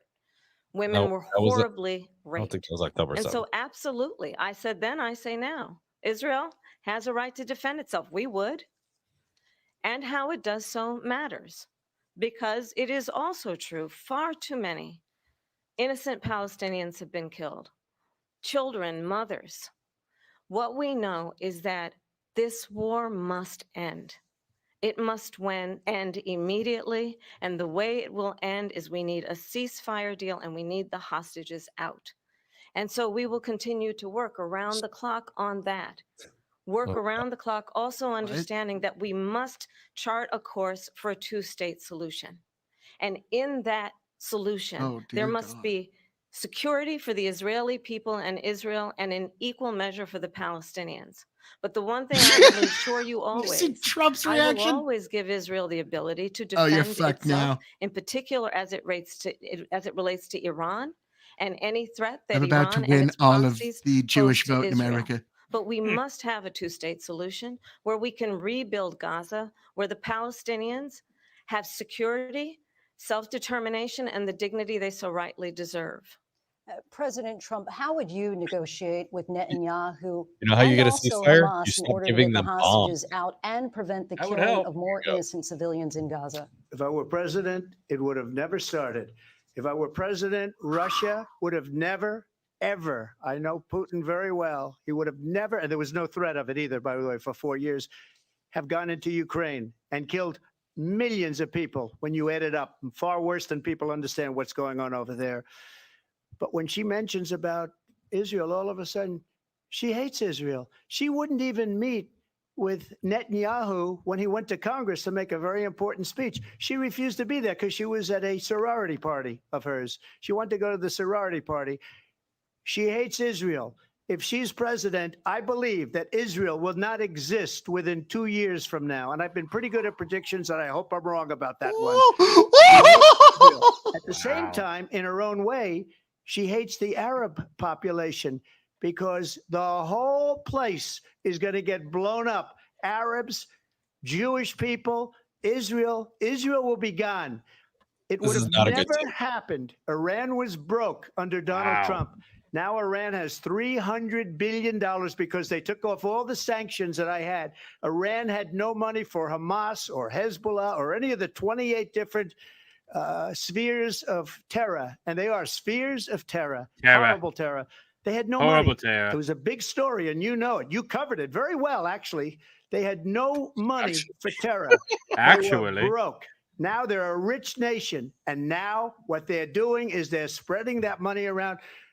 Look at what's happening with the Houthis and Yemen. Look at what's going on in the Middle East. This would have never happened. I will get that settled and fast, and I'll get the war with Ukraine and Russia ended. If I'm president-elect, I'll get it done before even becoming president. Vice President Harris, he says you. Okay, hold on a second. Wait a minute. No. Yeah. Let's go. Why is Yemen happening? Why is Yemen pissed at the United States? Well, let's say between Obama and Trump, they were allowed to be, I don't know, genocided in their own right, the Yemeni people, by the Saudis and United Arab Emirates. So, you know, not really surprising that they don't like the United States. And now all of a sudden he's going to do something about it. So I don't know. Trump, I don't feel like his delivery on this one, his argument on this one is a very good one. I feel like he should have gone a different direction. All he had to do was say, like, if you truly want a ceasefire, stop giving them guns and bombs. And that's literally what they have to do, because Israel's only way that Israel can keep going is if we continue to give them stuff. That's it.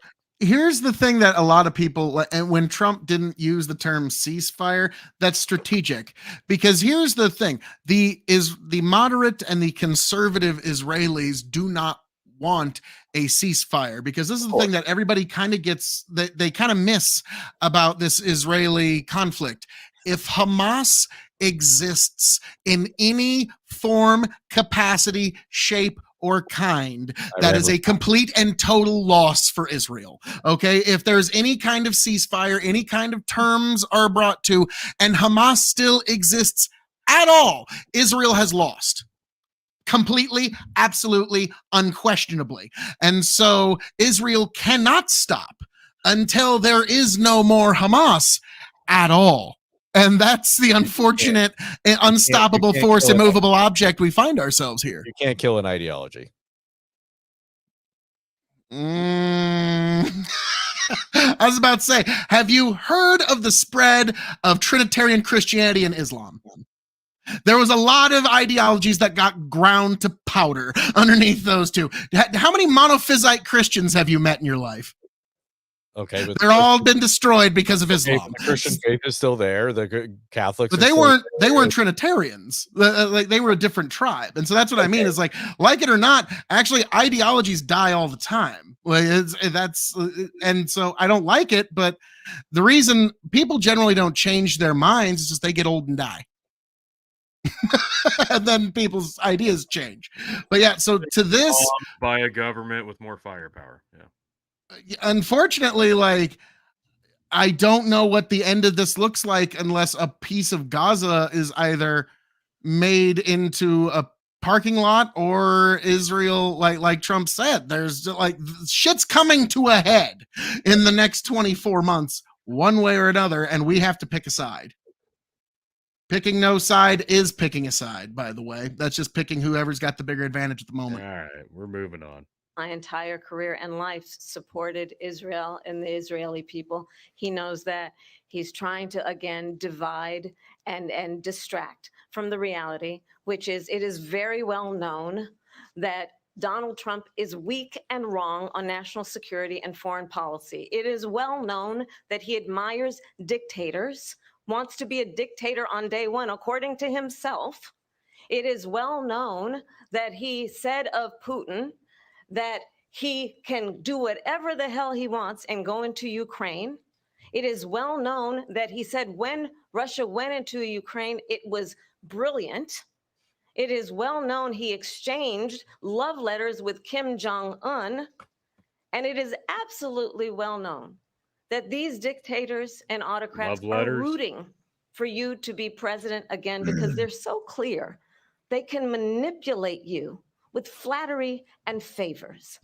And that is why so many military leaders who you have worked with have told me you are a disgrace. That is why we understand that we have to have a president who is not consistently weak and wrong on national security, including the importance of upholding and respecting in highest regard our military. Vice President Harris, thank you. They're the ones, and she's the one that caused it, that's weak on national security by allowing every nation last month for the year, 168 different countries sending people into our country. Their crime rates are way down.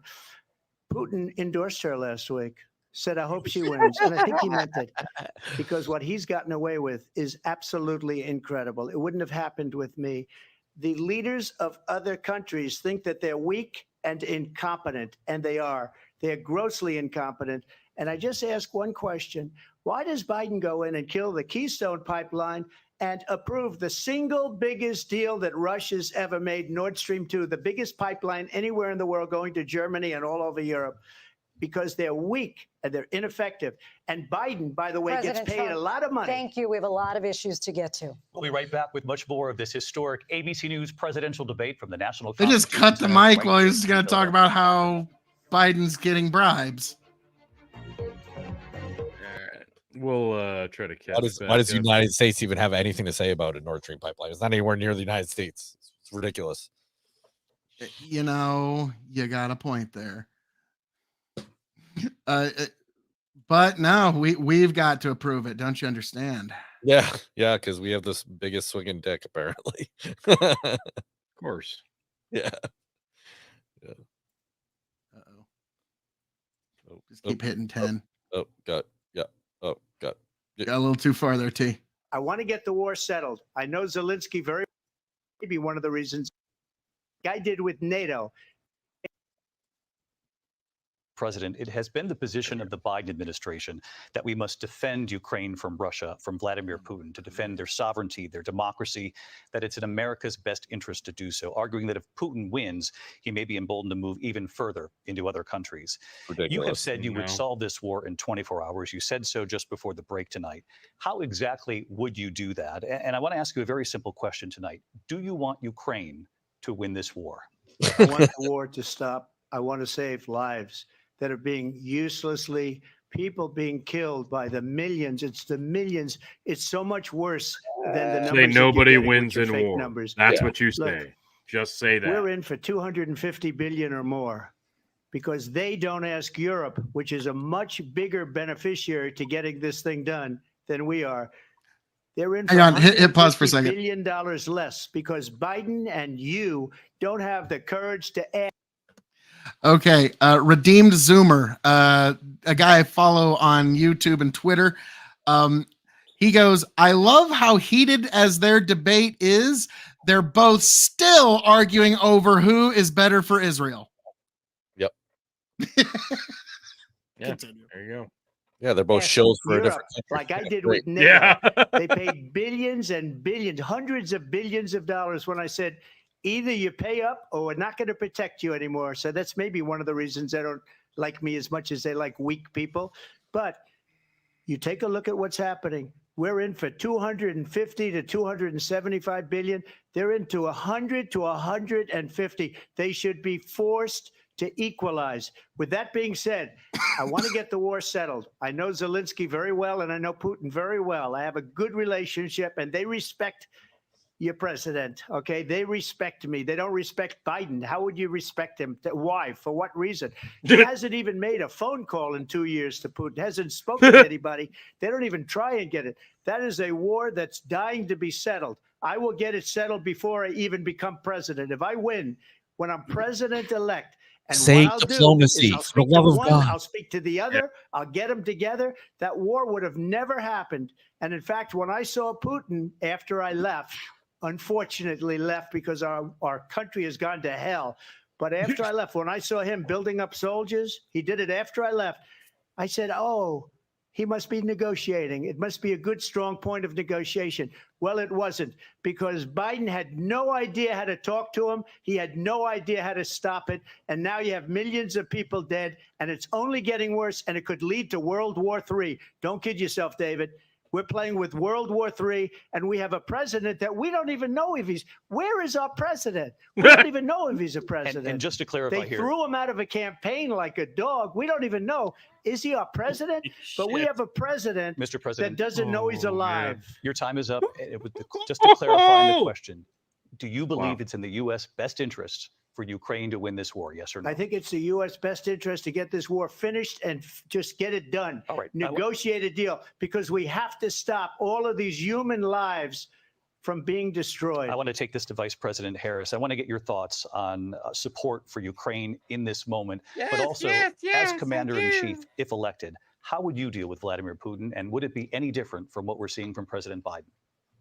Well, first of all, it's important to remind the former president, you're not running against Joe Biden, you're running against me.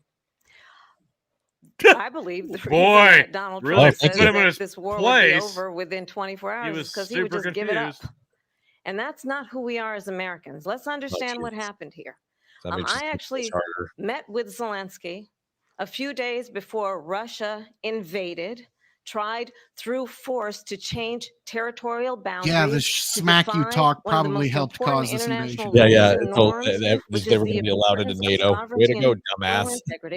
And I met with President Zelensky. I shared with him American intelligence. She might actually be about responsible how he could for this defend war. himself. Days later, I went to NATO's eastern flank, to Poland and Romania. Not zero. And through definitely the work not that zero. I and others did, we brought 50 countries together to support Ukraine in its righteous defense. And because of our support, because of the air defense, the ammunition, the artillery, the javelins, the Abrams tanks that we have provided, Ukraine stands as an independent and free country. If Donald Trump were president, Putin would be sitting in Kyiv right now. And understand what that would mean, because Putin's agenda is not just about Ukraine. I don't know if I'd say that. Understand why the European here's the allies thing. and You got to our NATO understand. allies Can I get a pause are here, so T? thankful that you are no longer. This is something that we all need to remember, folks. Under George W. Bush, there was invasion of Georgia by Putin. So Putin took territory in Georgia. Under Barack Obama, Vladimir Putin was allowed to take ground in Crimea. Under Joseph R. Biden, Putin has invaded wider Ukraine. Under Donald J. Trump, Putin didn't take one fucking inch of jack shit. So something to keep in mind when Trump talks about this wouldn't have happened. Having a wild card in the deck sometimes makes you play more conservative. T, you'd know a thing or two about that on poker night. President, and that we understand why the European allies and our NATO allies are so thankful that you are no longer president, and that we understand the importance of the greatest military alliance the world has ever known, which is NATO, and what we have done to preserve the ability of Zelensky and the Ukrainians to fight for their independence. They're not part Otherwise, Putin would be sitting in Kyiv with his eyes on the rest of Europe, starting with Poland. And why don't you tell the 800,000 Polish Americans right here in Pennsylvania how quickly you would give up for the sake of favor and what you think is a friendship? It's not giving up because it's not our war. Who would eat you for lunch? Vice President Harris, thank you. We've heard from both of you on Ukraine tonight. Afghanistan came up in the last hour. I wanted her to respond to something you said earlier, and now, please, I'll give you a minute here. Putin would be sitting in Moscow, and he wouldn't have lost 300,000 men and women, but he would have been sitting in Moscow. Quiet, please. He would have been sitting in Moscow, much happier than he is right now. But eventually, you know, he's got a thing that other people don't have. He's got nuclear weapons. They don't ever talk about that. He's got nuclear weapons. Nobody ever thinks about that. And eventually, maybe he'll use them, and maybe he hasn't been that threatening, but he does have that. Something we don't even like to talk about. Nobody likes to talk about it. But just so you understand, they sent her to negotiate peace before this war started. 3 days later, he went in and he started the war because everything they said was weak and stupid. They said the wrong things. That war should have never started. She was the emissary. They sent her in to negotiate with Zelensky and Putin, and she did.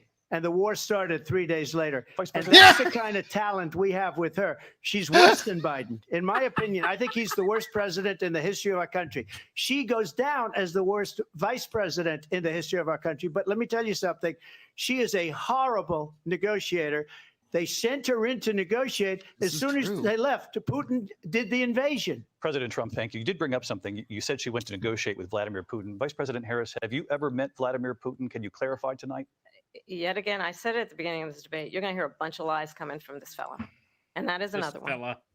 When I went to meet with President Zelensky, I've now met with him over 5 times. The reality is it has been about standing as America always should, as a leader. Wait a minute. Wait a minute. Hit pause. Rules and norms, Hit pause. as a leader who showed. The question is, has she ever met Putin? Yeah. And she's never publicly met Putin, but she's now not giving you a straight answer. That tells you she's met Putin. Maybe not that particular meeting, but she's probably met him. Yeah.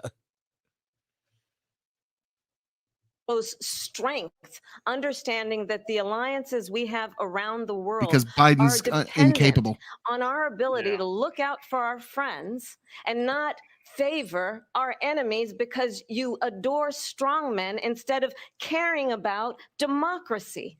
And that is very much what is at stake here. The President of the United States is commander in chief, and the American people have a right to rely on a president who understands the significance of America's role and responsibility in terms of ensuring that there is stability and ensuring we stand up for our principles and not sell them for the benefit of personal flattery.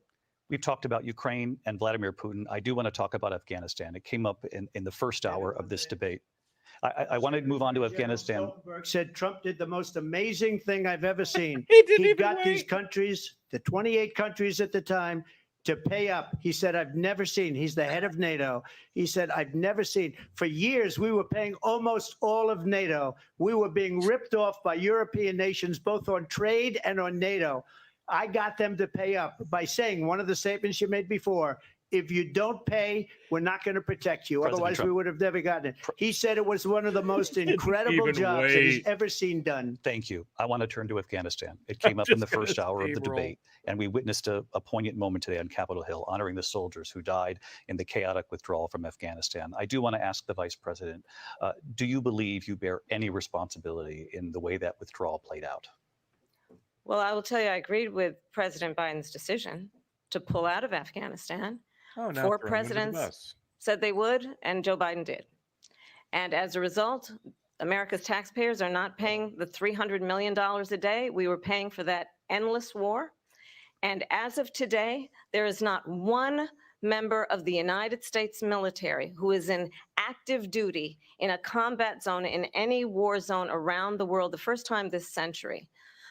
Bullshit. But let's understand how we got to where we are. Donald Trump, when he was president, negotiated. Did she just say we wasted all that money on Afghanistan, yet the fact that we're sending all this money to fucking Ukraine? Wait a second. What did she say, that there's no service That's members? exactly what she where? said. Yes. She just said There's still that. service members in Iraq. There is definitely service Yeah. members in Ukraine. Like, what is she talking about? I work with a guy who's going on a tour maybe in Iraq next year. What the fuck? What was Okay. that? Getting out of wars with the Democrats is never actually ending the war. We It's just- wasted so much money on Afghanistan. That's why we've got to send all of our funding to Ukraine. Oh, bitch. negotiated one of the weakest deals you can imagine. He calls himself a deal maker. Even his national security advisor said it was a weak, terrible deal. And here's how it went down. He bypassed the Afghan government. He negotiated directly with a terrorist Crystal. organization called the Taliban. The Was that Bill negotiation Kristol? involved the the Taliban Taliban. getting 5,000 The Taliban are terrorists, people from Taliban terrorists Afghanistan. released. And get this, get this. Afghanistan is a country. And Like the you're shooting president actually at the talking about that. time invited the Taliban to Camp David, a place of storied significance for us as How Americans. dare he try for Where we peace? honor Fuck the him, approach right? to American diplomacy, where we invite and receive respected world leaders. And Oh my God! It's the fucking president's vacation house. It the ain't president, fucking St. as Peter's president, Basilica. invited them to Camp David because he does not again appreciate the role and responsibility of the President of the United States to be commander in chief with a level of respect. And this gets back to the point of how he has consistently disparaged and demeaned members of our military, fallen soldiers, and the work that we must do to uphold the strength and the respect of the United States of America around the world. Vice President Harris, thank you. President Trump, your response to her saying, You know, her you speeches began would the be more negotiations with convincing the if she could Taliban. stop So- leering at him. If you take a look at that period of time, No the kidding. Taliban was killing our soldiers, a lot of them, with snipers. And I got involved with the Taliban because the Taliban was doing the killing. That's the fighting force within Afghanistan. They don't bother doing that because, they deal with the wrong people all the time. But I got involved. And Abdul is the head of the Taliban. He is still the head of the Taliban. El Baghdadi. And I told Abdul, don't do it anymore. You do it anymore, you're going to have problems. And he said, why do you send me a picture of my house? I said, you're going to have to figure that out, Abdul. And for 18 months, we had nobody killed. We did have an agreement negotiated by Mike Pompeo. It was a very good agreement. The reason it was good, Piece it of was- shit. we were getting out. We would have been out faster than them, but we wouldn't have lost the soldiers. We wouldn't have left many Americans behind, and we wouldn't have left $85 billion worth of brand new, beautiful military equipment behind. And just to finish, they blew it. The agreement said you have to do this, and they didn't do it. They didn't do it. The agreement was terminated by us because they didn't do what they were supposed to do. I want to move And on. these people did the worst I want to move on. You're withdrawal. sounding too good. And in my opinion, the most embarrassing moment in the history of our country. And by the way, that's why Russia attacked Ukraine, because they saw how incompetent she and her boss are. President All Trump, right, I want thank to you. pause it here. It just it was a freak. It says you have to talk to your enemy to get peace. Why doesn't she know that? His comment. The Yes. freak. Yeah. So because if they got peace, then they wouldn't have the military-industrial complex spending all kinds of money. That's why. Because then her donors can't benefactor off of it. They were really mad at him for talking to Kim Jong-un. Kim, which one is it? Kim Jong-un. Un or Il. Yeah. Un. So they were really mad at him for talking to him and actually being diplomatic. Like, who'd have thought? Maybe we could have peace without beating each other up. Oh my God. Like, why? I don't know. Because like South Korea, like it's something we don't really like to talk about. Like the third world the reason that they can't ever build up their agriculture is because we dump aid grain, which destroys their local agricultural sector. And South Korea is kind of the same thing with military industrial complex surplus. It just kind of gets dumped there, and that's where extra military arms can just kind of make its way to, is to South Korea. So it's kind of that. So when peace in South Korea and North Korea would be devastating for the military industrial complex, probably part of the reason he wasn't allowed to win last time. So they ended Afghanistan, started Ukraine. Boom. Like that. Because money needed to be spent. Well, okay, Brendan, you know how most Americans are living paycheck to paycheck? Our government's now living war to war. Yeah. Okay, so it's shit's tough all over, man. Okay. Gotta get them all moving. Those are rookie numbers. Yeah, we're all hurting, top to bottom. Yeah. Country. Mr. President, you recently said of Vice President Harris, quote, "I didn't know she was black until a number of years ago when she happened to turn black, and now she wants to be known as black." I want to ask a bigger picture question here tonight. Oh, no. Why do you believe it's appropriate to weigh in on the racial identity of your opponent? I don't, and I don't care. I don't care what she is. I don't care. You make a big deal out of something. I couldn't care less. Whatever she wants to be is okay with me. So happy. But those were your words. So I don't know. I mean, all I can say is I read where she was not black, that she put out, and I'll say that. And then I read that she was black, and that's okay. Either one was okay with me. That's up to her. That's up to her. Vice President Harris, your thoughts on this? I think honestly, I think it's a tragedy that we have God, it's a tragedy. Wants to be president who has consistently, over the course of his career, attempted to use race to divide the American people. Yeah, this is just an underhand pitch to Harris from ABC. So much more in common than what separates us, and we don't want this kind of approach that is just constantly trying to divide us, and especially by race. And let's remember how Donald Trump started. He was a land, he owned land, he owned buildings, and he was investigated because he refused to rent property to black families. Let's remember, this is the same individual who took out a full-page ad in the New York Times calling for the execution of 5 young Black and Latino boys who were innocent, the Central Park 5. No. Took out a full-page ad calling for their execution. This has already been debunked. Who spread birther lies about the first black president of the United States. And I think the American people are still sour over that one. Want better than this. Want someone who understands, as I do, I travel our country. We see in each other a friend. We see in each other a neighbor. We don't want a leader who is constantly trying to have Americans point their fingers at each other. I meet with people all She the just time. puts them in jail. That's the... Can we please just have He discourse? just puts people of all races in how we're jail going to and holds them invest in past the their aspirations and the release ambitions and the dates. dreams of the American people. Knowing that regardless of people's color or the language their grandmother speaks, we all have the same dreams and aspirations and want a president who invests in those, not in hate and division. Vice President Harris, thank you. Lindsay? President Trump, this is now your 3rd time. This is the most divisive presidency in the history of our country. There's never been anything like it. They're destroying our country, and they come up with things like what you just said. Trump wants seconds on this many one. Years, when a lot of people, including Mayor Bloomberg, agreed with me on the Central Park 5. They said they pled guilty. And I said, well, if they pled guilty, they badly hurt a person, killed a person ultimately. And if they pled guilty, then they pled, we're not guilty. But this is a person that has to stretch back years, 40, 50 years ago, because there's nothing now. I built one of the greatest economies in the history of the world, and I'm going to build it again. It's going to be bigger, better, and stronger. But they're destroying our economy. They have no idea what a good economy is. Their oil policies, every single policy. And remember this, she is Biden. You know, she's trying to get away from Biden. I don't know the gentleman, she says. She is Biden.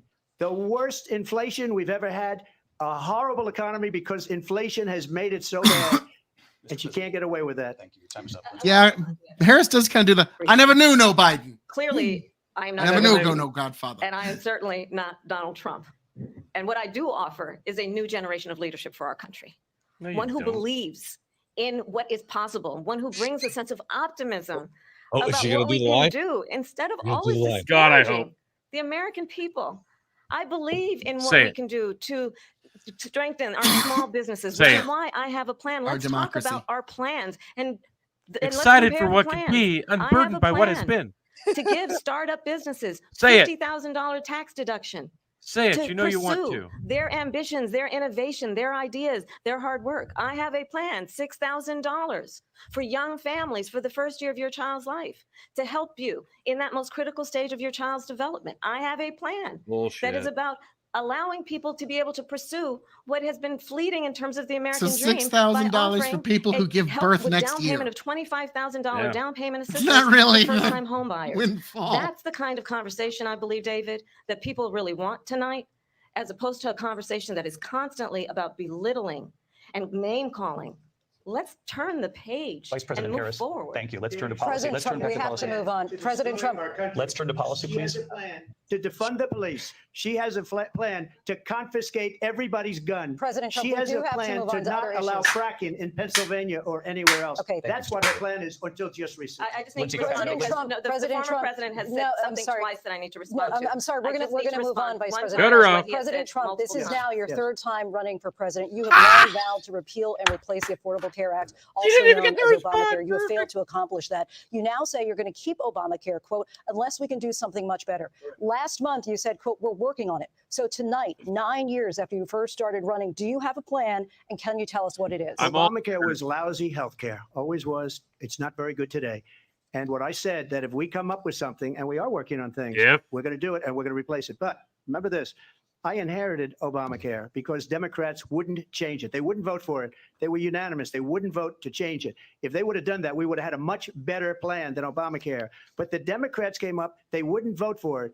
I had a choice to make when I was president. Do I save it and make it as good as it can be, never going to be great, or do I let it rot? And I felt I had an obligation, even though politically it would have been good to just let it rot and let it go away. I decided, and I told my people, the top people, and they're very good people. I have a lot of good people in that administration. We read about the bad ones. We had some Except real for all the bad ones you ones too, fired, and so do yeah. they. They have really bad ones. The difference is they don't get rid of them. But let me just explain. I had a choice to make. Do I save it and make it as good as it can be, or do I let it rot? And I saved it. I did the right thing. But it's still never going to be great, and it's too expensive for people. And what we will do is we're looking at different plans. If we can come up with a plan that's going to cost our people, our population, less money. You're looking at different plans, but it's the worst plan ever. So use one of the multiple plans you fucking come up with, and it's automatically better, right? Sorry. And It's be better not the healthcare than federal government's job to Obamacare, do this then shit. I would absolutely do it. Well, that's why I don't get it. This is what pissed me off at the end of Not their fucking job. 2020. Open up I- across state lines. Healthcare everywhere. Boom. There you go. Becomes less expensive. Yeah, there you go. Stupid. I don't get it. Like, this is one of those things that should be so simple for him to like knock out of the park, but he's never like blown me away with an answer. But Yep. until then, I'd run it as good as it can be run. So just a yes or no, you still do not have a plan. I have concepts of a plan. I'm not That president right okay. now. Well, But all if- right. That was a major fucking L right there. Sorry, Yeah. Phil. Yeah. Tony, I'm Sorry. starting to think Trump's not quite like gonna release his 2016 Yeah. health plan. Yeah, I think that I'm I'm starting working to on it. think. Working I have on a it. plan of a plan to make a plan. I won in 2016. I won again in 2020. They stole that. But, you know, it's 2024, and now I'm still working on it. You know, it's only been 9 years. I'm still working on it. Well, you sound like- Obamacare, worst thing ever. Anything I come up with would be better. I still don't have anything, but it's been almost a decade. But we're working on it. What the fuck? He gave his I first will. Harris answer there. I will give you that. Yeah, That's okay. we have the concept of a plan. Like that's Yeah. okay. I'm I'll give gonna you that. plan on making plans to make healthcare plan better plan. Exactly. Fuck. Yeah, but it's also kind of like We asking come up Harris with to something. solve I would Middle only East change peace. it if we come up with something that's better No, and it's less not. expensive. And there are No, concepts and options. it's not, Phil. No, Fuck it's you, not. man. There's some people No, that would it's rather not. try to solve Middle East peace than American health care. I gotta say Fuck though, you. Tony just sounded like a Kennedy. It was really weird. He sounded like Teddy. No, it's not. Absolutely not, Philip. No, how dare you? I will not have it. Solving Middle East peace versus making healthcare affordable in America. No. We have Middle East to do peace that, might be and easier. you'll be hearing about it in the not too distant future. Vice President Harris, in 2017, you supported Bernie Sanders' proposal to do away with private insurance and create a government-run healthcare system. 2 years later, you proposed a plan that included a private insurance option. What is your plan today? Well, first of all, I absolutely support, and over the last 4 years as vice president, private healthcare options. But what we need to do is maintain and grow the Affordable Care Act. But I'll get to that, Lindsay. I just need to respond to a previous point that the former president has made. I've made very clear my position on fracking, and then this business about don't have to taking say everyone's guns former. away. He's still a Tim Walz president. and I are both gun owners. We're not taking anybody's guns away. So stop. With You the lying about this fucking stuff. bitch! She just said she wants an assault weapons ban. She just said it a few days ago. Yeah, definitely. Literally just said that in the last week.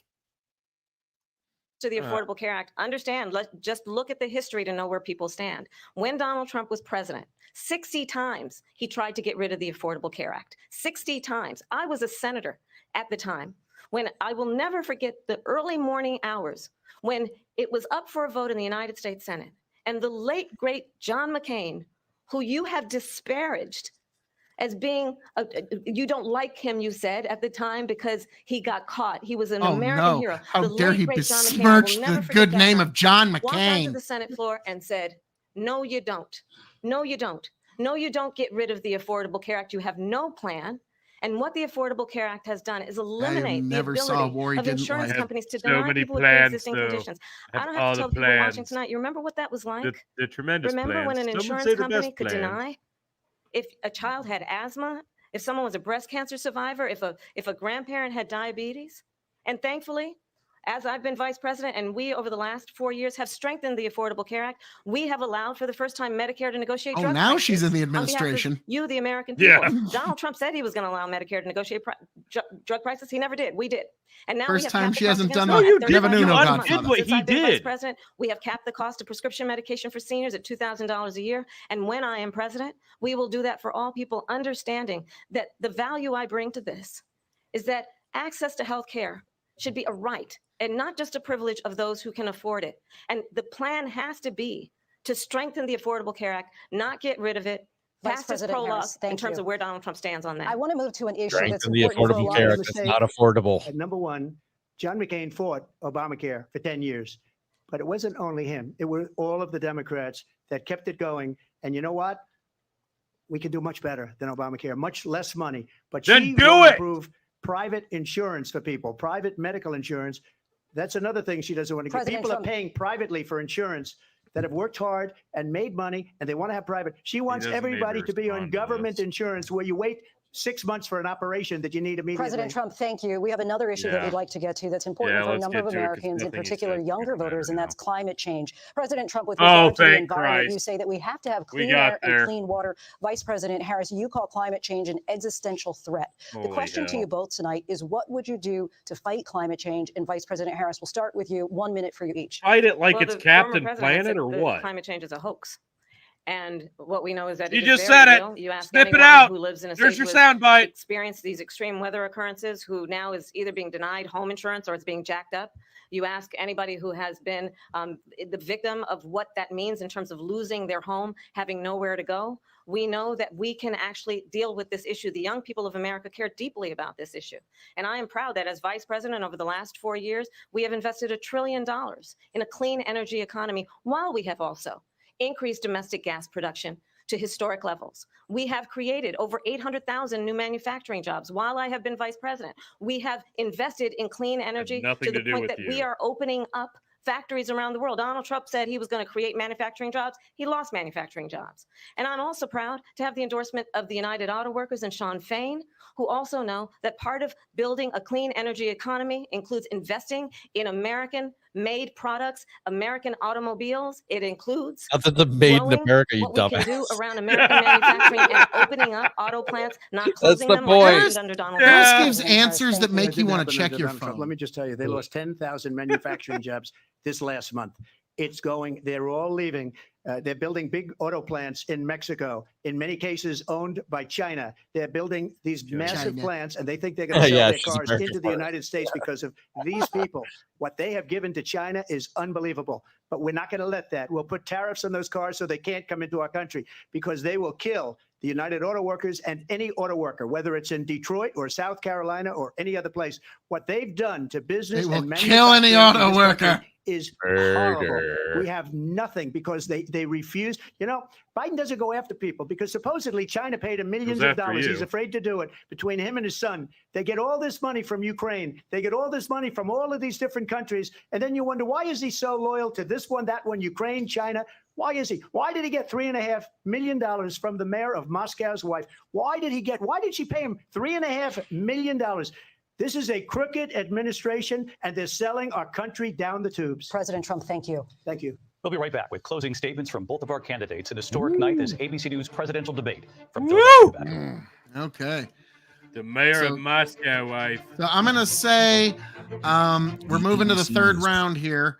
First round, I'm going to give to Trump handily. The first hour was very Trump. Second hour, he did kind of stumble. Harris didn't win. Just Trump tripped over his own dick a couple times. Oh, he was beating the piss out of her until healthcare. And then concepts of healthcare. Well, no, even before that, he was starting to like skip words and sentences. So I would say that if there was anybody that wanted to give Harris any points, you could maybe give it to her in the second, basically between commercial breaks. Yeah, it wasn't like a 10-9 round. It was just it was very close. But now we're going to see closing statements to see who walks away with the W here in the final round.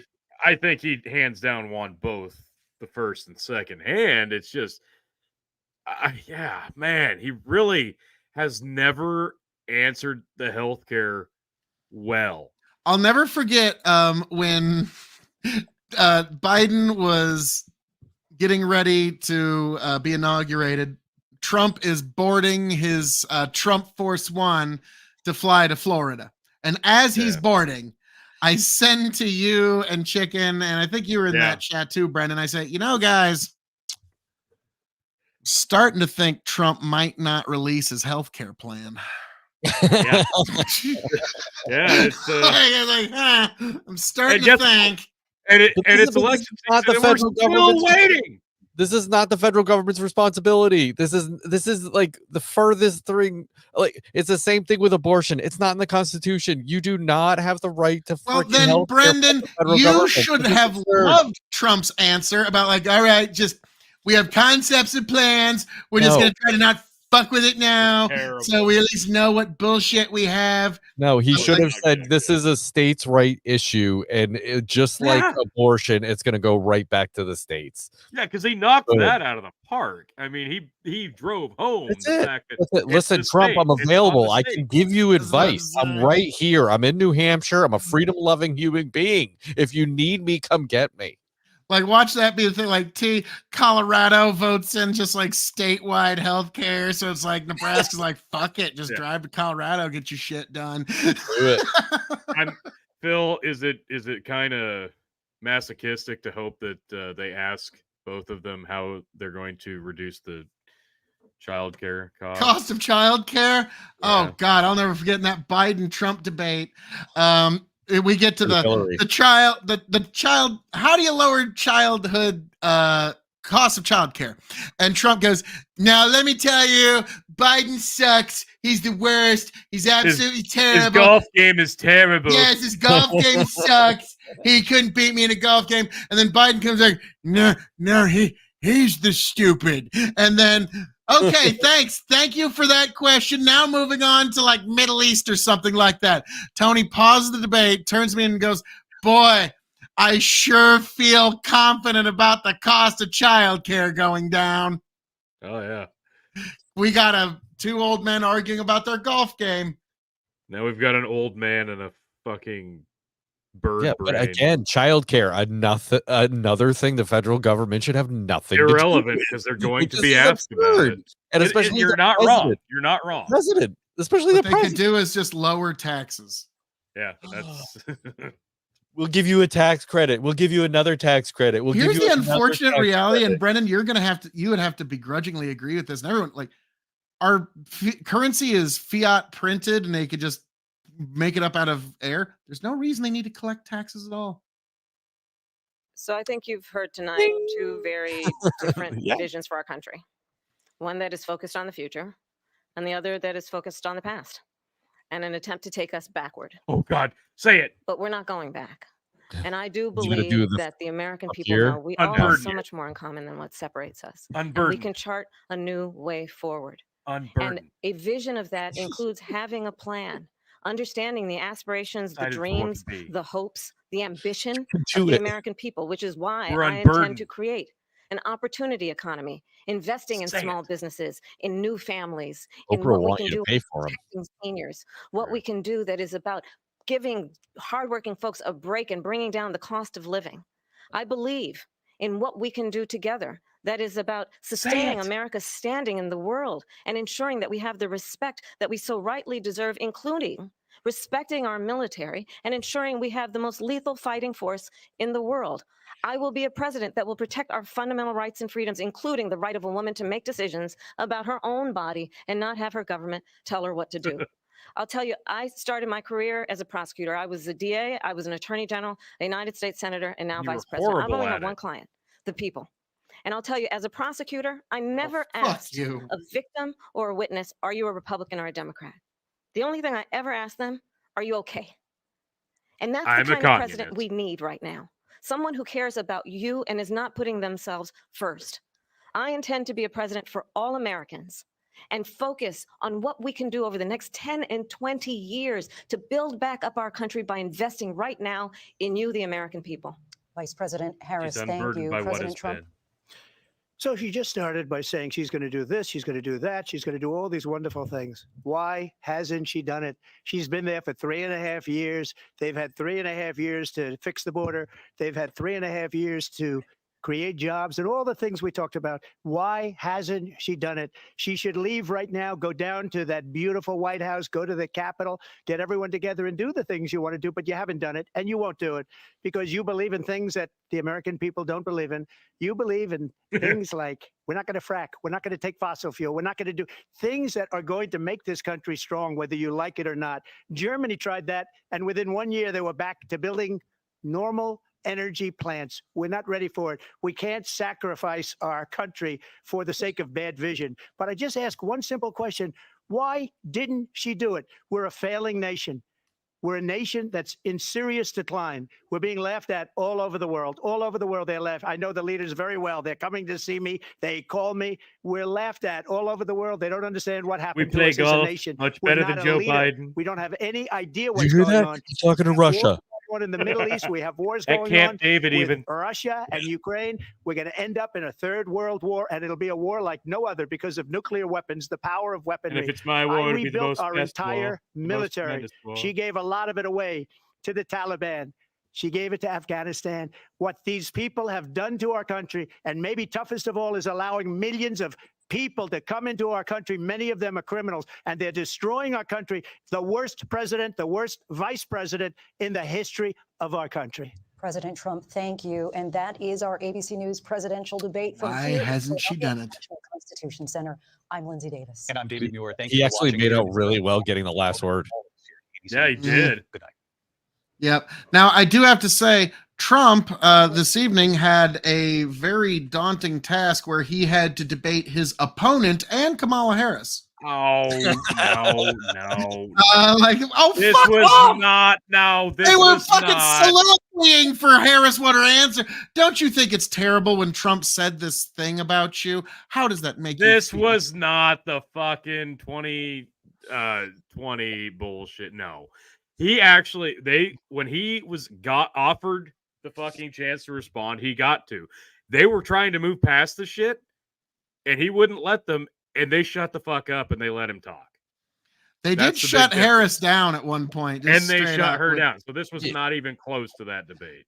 But no, like I'm talking about the questions, how they were so leading. Like, I know. Trump, why did you know. viciously, evilly say this thing about Harris's race? And Harris, don't you feel so victimized and terrible?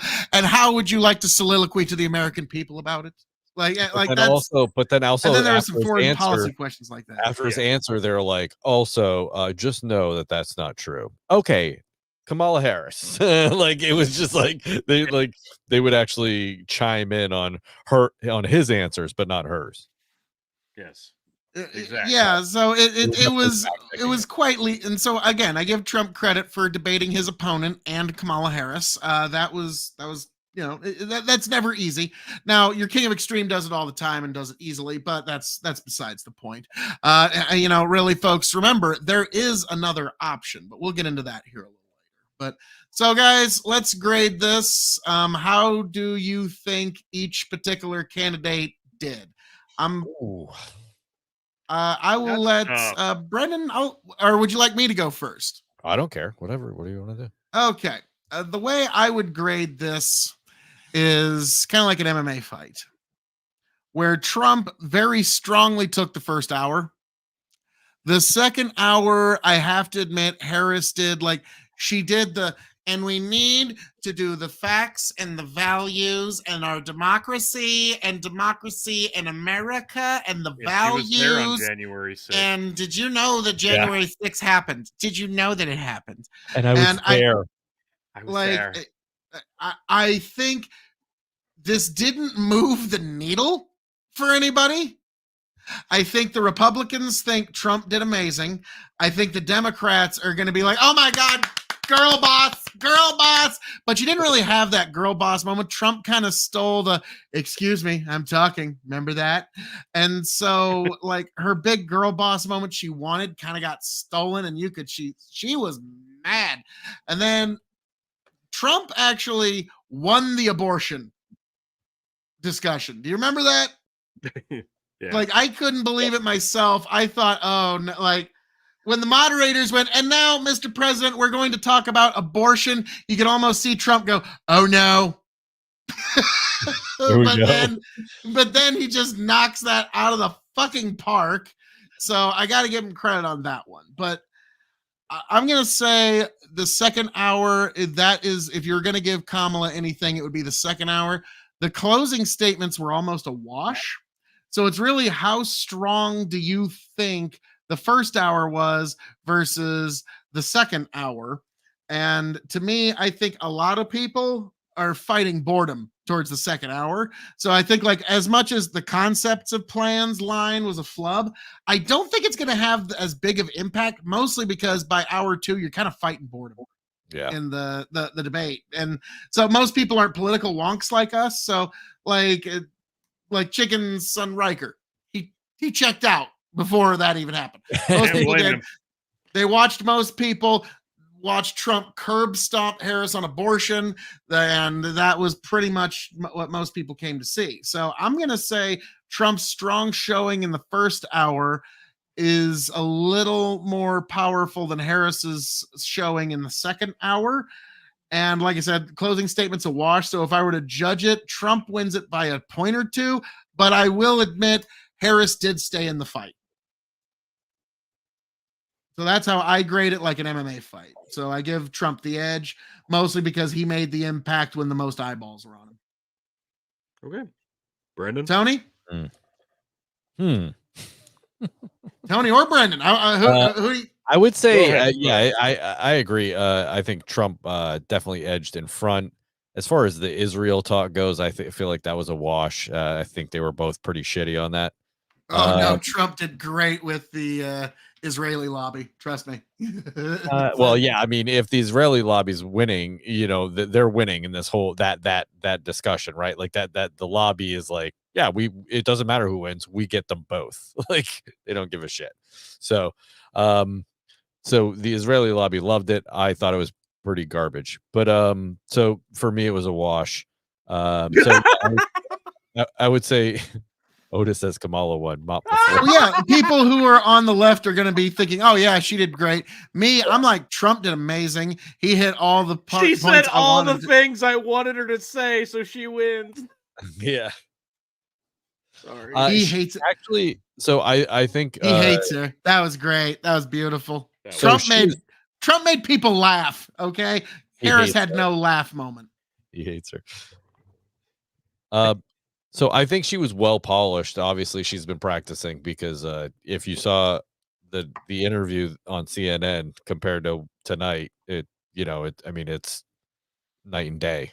Absolutely. So it's definitely she definitely did better. I think I think you're right, Phil, as far as by the end, like people are checking out. But I think Trump having the last word, like I said, I think was huge. Yes. And if people are paying attention, actually watch till the end, that was pretty good. It was pretty good. So, but I thought her bringing up Charlottesville and pretty much every garbage thing that they tried to throw at him. Yep. Although that was in the second portion. Although that, okay, so I guess you have to look at it in two different ways. Like in our respect, right? We understand that those are garbage things and already proven wrong. Yeah. But if you're on the left with your head in the sand, you're like, yeah, January 6th, exactly. Charlottesville, yeah. Cops died on January 6th, which didn't happen, right? So they're cheering that, whereas we know that's garbage. It's absolute garbage, So that's the thing. Yeah, they nailed a home run on everything that they already have indoctrinated people into believing.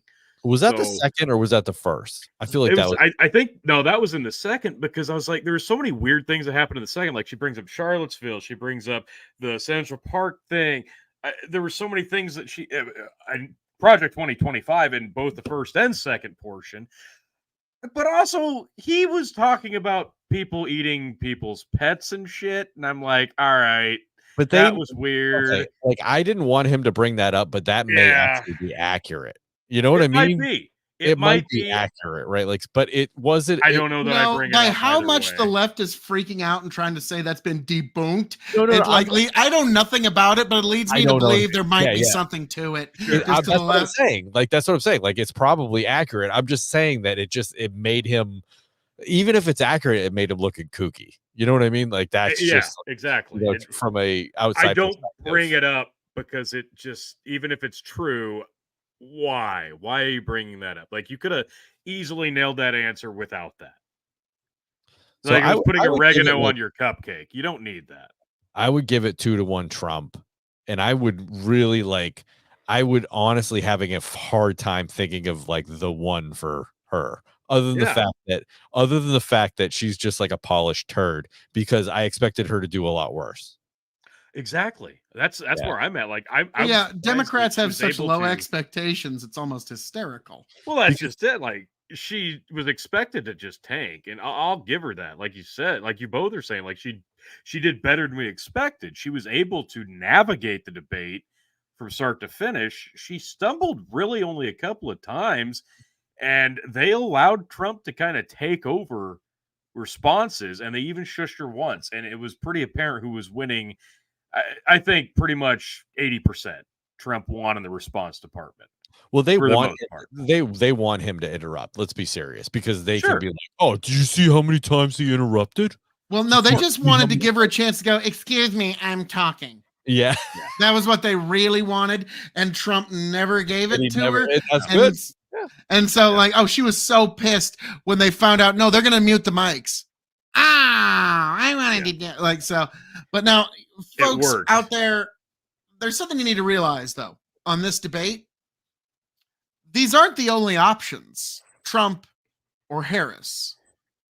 There is another option, one that I don't know if you're aware of, and that is Phil K.O.E. Old town where the stars shine bright. Folks gather around on a summer night. They stand tall for their beliefs. Never the most beautiful 90 seconds I've ever seen. K.O.E. Nation, that's how we play. Is that gorgeous? No. With boots on our feet and the flag held high, we sing songs of freedom meeting clear blue sky. From Main Street to the fields, we work and we pray. K.O.E. Nation, we're here to stay. Red, white, and true, our colors unfurl. Through thick and thin, we conquer the world. Patriotism runs deep in our hearts. And I'll kiss the babies. K.O.E. Nation, where nobody ever cries.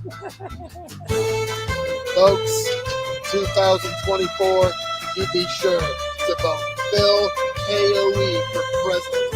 For a better America, for a better world. Phil K.O.E. K.O.E. Nation, where nobody ever cries.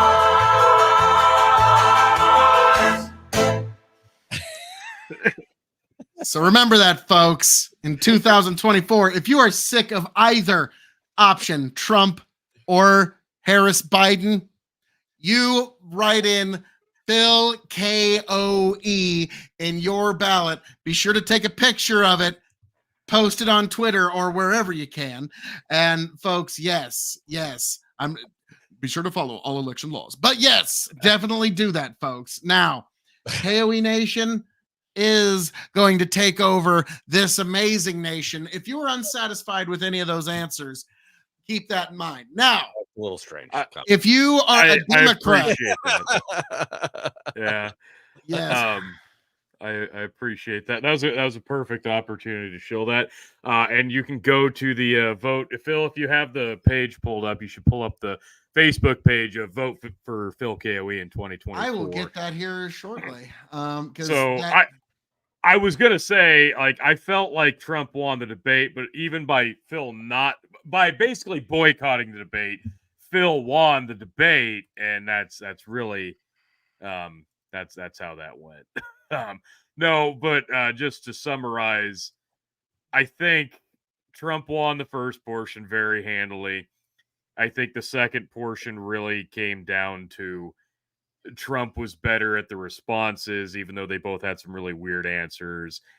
She got off of her rehearsal a little bit, stumbled a little bit, and he was able to improv way fucking better. It was clear watching this thing from start to finish that his is all impromptu, off the cuff, in the moment. Hers is all incredibly rehearsed, incredibly expected. She knew exactly what she was going to say to everything, except when she didn't. And then, the closing arguments was literally Kamala saying, I'm unburdened by what has been, excited for what could be, but in like 2 minutes. She just stretched it for 2 minutes. And then Trump not knocked it out of the park, but drove it home like a one-hit nail into the wood. Just hammered it home. So definitely a Trump 3-0, in my opinion. All right, so and there you have it, folks. I mean, the moderate normie himself, Tony G, and the fierce libertarian independent, Brendan Roy, and the resident right-winger extraordinaire himself, Phil K. Now, guys, don't worry. I will send this into right-wing headquarters to let them know that we got some folks that are at least a little more down. But this is the Phil K.O.E. for President 2024 Facebook page. Definitely join this. Top if you can. That is the top, sir. No, I was going to say, do you have the URL? Cruz would make history being the first Canadian to be elected president of the United States. Vote Phil K.O.E. Wow, that's an old one. That was a 2016 campaign ad. Yeah. Oh yeah. So let's everybody see. needs to go to this and definitely join in because these were my god, I forgot about the classic 2016. Everything is wrong with our culture. Everything that is wrong about government. King of Extreme. I forgot about the 2016 campaign. That's what I made. Phil Lauber, the alternative choice, the only choice. Vote Phil in 2016. Wow, look at that baby face. Oh god. Trump or Hillary? Top socket or bottom socket? That one's still great. Oh Thanks, my god. Obama. Oh, okay. I don't know what that one is. Little did Donald Trump. Wow. They devised a crafty plan to get through his wall. A Trojan pinata. Yeah, I wasn't even in charge of this. I didn't have a Facebook Go back. page. What was that last one? That was an actual Phil K.O.E. quote. My father had a saying, don't curse a farmer with your mouth full. My new phrase is, don't regulate a farmer with your mouth full. Okay, yeah, that's a good one. Don't curse a farmer with your mouth full. That's what my father always said. And so, yeah, don't regulate a farmer with your mouth full. That was for the 2016 campaign. Yes. I need to start making some 2024 campaigns. Well, I mean, Tony, funny that you mentioned that. Yeah. Funny that you mentioned 2024 campaign propaganda. I mean, campaign. Let's go with totally material. Not propaganda. Oh God, this, folks, is the original Phil K.O.E. for President 2024. God bless America. God bless this glorious land. And because this land is so glorious, it needs a new president to match that glory. And that person is Phil K.O.E. Yes, Phil K.O.E. in 2024. A man who truly loves America. A man who loves this nation and the people in it. Phil K.O.E., the true alternative in 2024. The man you all need. A man of the nation. A man of the country. A man of the people. A man of nature. A man who is going to point us to a brighter tomorrow.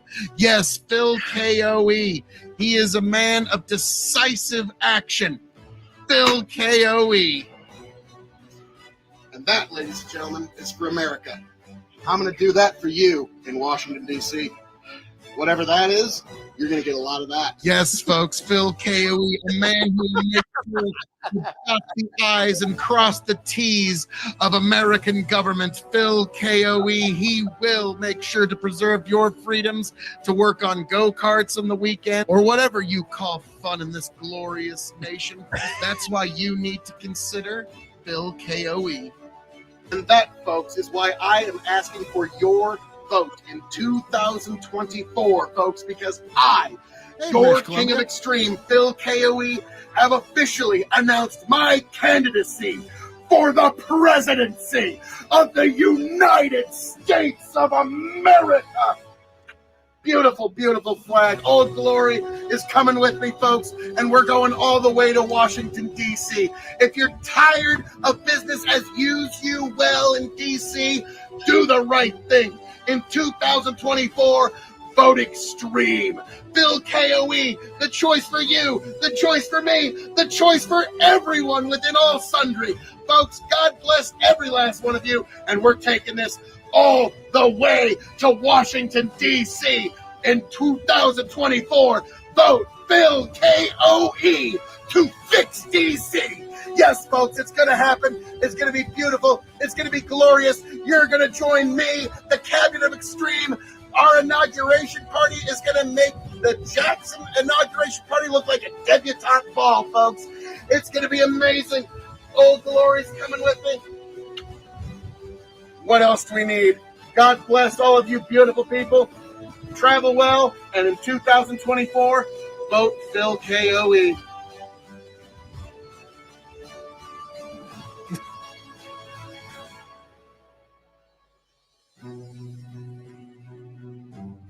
Yes, folks, vote Phil K.O.E.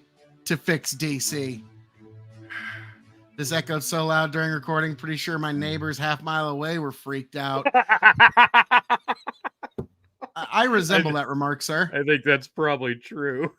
But yes, vote KOE to fix DC, folks. Yes. So if you're tired of what you saw from either party, remember there is another option. So there's always another option, folks. Yes. Yeah. Now, and I'm just so glad that Phil is finally on board with everybody voting for a third party. Yep, I'm on it. Yep. You know, nice. We will see how this goes. Now, T. RFK Jr. did ultimately endorse Trump, but we'll see how, there is that option though. I'm not suspending my campaign. I'm not doing either, because if Trump and Harris tie at 269, giggity, giggity, then we will end up going to Congress to decide who will become the president of the United States. And that leaves a non-0% chance of Phil K.O.E. becoming president. I wish that weren't true. But it Yeah. is. Yeah. It is. It's like, yeah, at that point, I'm just driving there like, hey, I'm running too, motherfucker. Throw me in there. I'm right here. I'm right here. You can vote me in. Yep, you can vote me in. Nobody likes any of them? No? Two wrongs make a right. K.O.E. Yeah, it makes a K.O.E. right. Yeah, two of them being wrong makes K.O.E. right. Well, now here's the thing.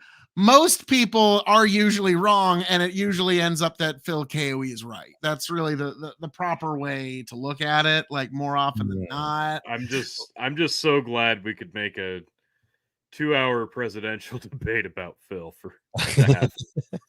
Well, it's a tragedy that was only half of it. That's true. That's true. Yes. But I do have to say, gentlemen, this debate was quite the encounter, because boy howdy, Harris is just fucking leering, just fuck you leer at Trump. We're gonna see in the coming month, because like I said, it's gonna be about September 15th to the 19th is when we're gonna start seeing our first actually useful, and maybe close to honest polls. Because like with Harris, like any positive polls you saw of her, that's also kind of the fresh new toy syndrome. So when the new toy wears off, which usually takes about 3 weeks, then we're gonna get back to normal. Yeah, Tony, I don't think she did anything to hurt herself within the Democratic Party. Like she didn't look like Biden. She said all the right buzzwords, right? Like she accused him of being a felon. This didn't move the needle really. All this did was like Harris needed to not look like a chump. Yeah, and that's what now I'm saying. Like, where she got cut off and had to shut up.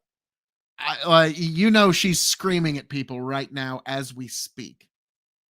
Like, who the fuck let her cut me off? And like, yeah, that like people are getting fired over that right now. Yes. And so like that is Tony G is the opposite of Walls as VP. LOL. Yeah, Tony's never even ridden a horse before. Okay, like he's gonna be and he doesn't come that.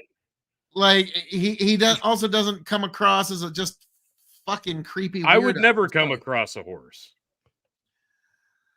Again, another you and Tim Walz, just oil and water. Okay, what can I say? What can I say? Giggity. That's terrible. Yeah. I think like what the freak just said. Like I think that as far as like her and the Democrat Party, like as long as she wasn't Joe Biden and she wasn't that weirdo cackling thing that she's been the last 4 years, then I feel like people are going to support her more than. Will it move the needle significantly? No, I don't think so at all. But I think she's not going to lose. She's not going to lose any support on this anyway. Yeah, right, for sure. Like she's not the people that were thinking about staying home might actually vote. Like that were Democrats, not like independents. I'm saying just Democrats. I'm saying that's a W for Harris then, if that actually pans out. Well, let's be frank. Like. If she gets people that weren't going to. Now you said it, Phil. This didn't move the needle for anybody that was undecided. I don't think it's a huge move, but I don't think she's alienated any Democrat people. You know what I mean? Like she hasn't convinced people to stay home. She legitimized herself to her tribe.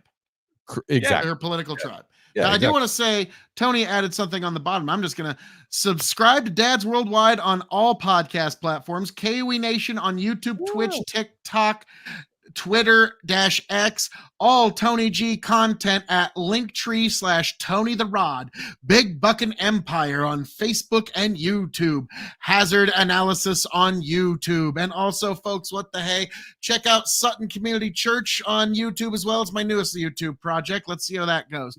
But we also have aren't we Revolutionary Wrestling Podcast on YouTube and Spotify as well, Tony? I mean, we actually left one off. We're not usually very political. We've been a little we've been a little derelict. But fair, yeah. We will have a grand return come Survivor Series. Justin wants you to take a shot so he can vote for you in November, Phil. Here it is. Here it is, folks. This is what you came to see, all right? It took 2 hours, but it finally got there. Phil K.O.E. for the people. He is a man of the people, and he gives the people what they want. And what the people want is Phil's belly full of gin. To fighting, stealing, and drinking. If you're going to fight, may it be for a friend. If you're going to steal, may it be a lover's heart. And if you're going to drink, by God, I hope it's with me. God bless America.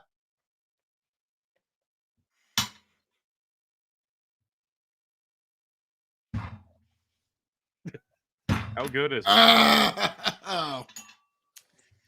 What was that? Was that gin? It was gin. That's gin finished in a bourbon barrel. Oh, I was gonna say that. It's even worse. Oh my God. Yeah, they somehow found a way to make it worse. It's terrible.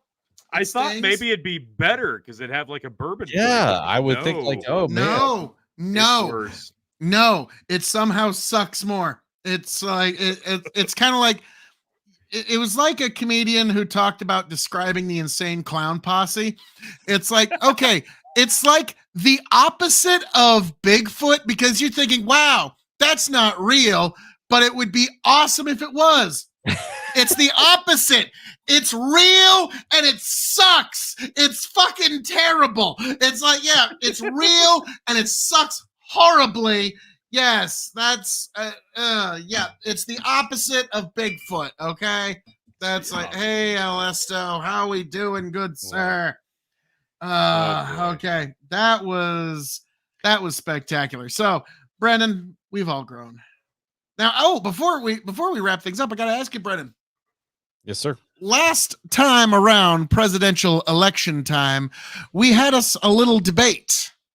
A certain Brian something or other, and then another guy where I'm wondering, sir, perhaps we should try for another debate between the three of, or if you can at least definitely get Brian, the guy who is for the Democrat guy. He just was basically reading Biden's website. So if you can get a guy that can read Harris's website, that'll do. Or somebody that. It would give him significantly less ammo because there's I was gonna say there's nothing there. There's nothing there. Oh no. Phil, if I can Brian would probably do it. I'll contact him, but the other guy, I don't know. But yeah, I'll definitely try to find a Democrat of some kind then, because I just need to tell the people of New Hampshire how much they need to vote for either Trump or Phil K.O.E. So that's now actually, Brendan, next time around, the next presidential election, I hope, like, you never know, life's weird, but I want you to keep something in mind, because next time around on the primary ballot, you may actually see my name in your state. Because I don't know if you know this, in order to be on the primary ballot in New Hampshire, it only takes to fill out an FEC Form 2 and give $1,000 as fee. And so for $1,000, you can have your name appear on a primary ballot if that's something that you need. Like, and I was telling some folks about this at like just a party. They're like, really? Well, it's for people who just like, for the sake of their ego, want to say, I ran for president. And so, sounds right up your alley. I will I will actually be a legitimate ballot presidential candidate 2028, folks. But we don't need to worry about that, because America is going to write me in so heavy in 2024 that when I assume the White House, heavy flow. Yeah. Brendan, you are going to be my border czar. And that you're going to do that for a year. And then I'm going to make you the head of the ATF for a year, and then I'm going to make you the head of the IRS for a year, and then for the final year of my first 4-year term, I'm going to make you the chairman of the Federal Reserve Holy for a shit. year. Can you do you see where I'm going with this, Brendan? Do you see what I'm doing? There's chaos. Burn it all down. Yeah. Bring it all down. So yes, Brendan, there's a reason why you only need to be there for a year. Now, Brendan, you and I both realize that the only way I'm going to be allowed to keep my office is if the head of the DOD is Dick Cheney's floating brain in a jar. And if I make it Dick Cheney's floating brain in a jar, they're going to force me to stay in for 3 terms.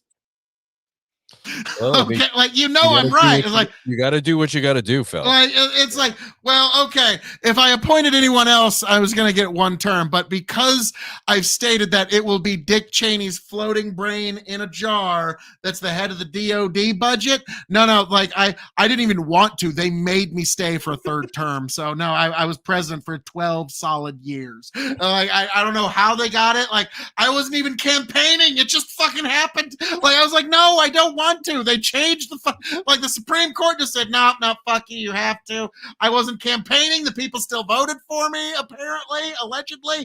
So yeah, that's now. Oh, I do gotta say before we go, Trump tonight just straight up said, nope, fuck you. I didn't lose the election.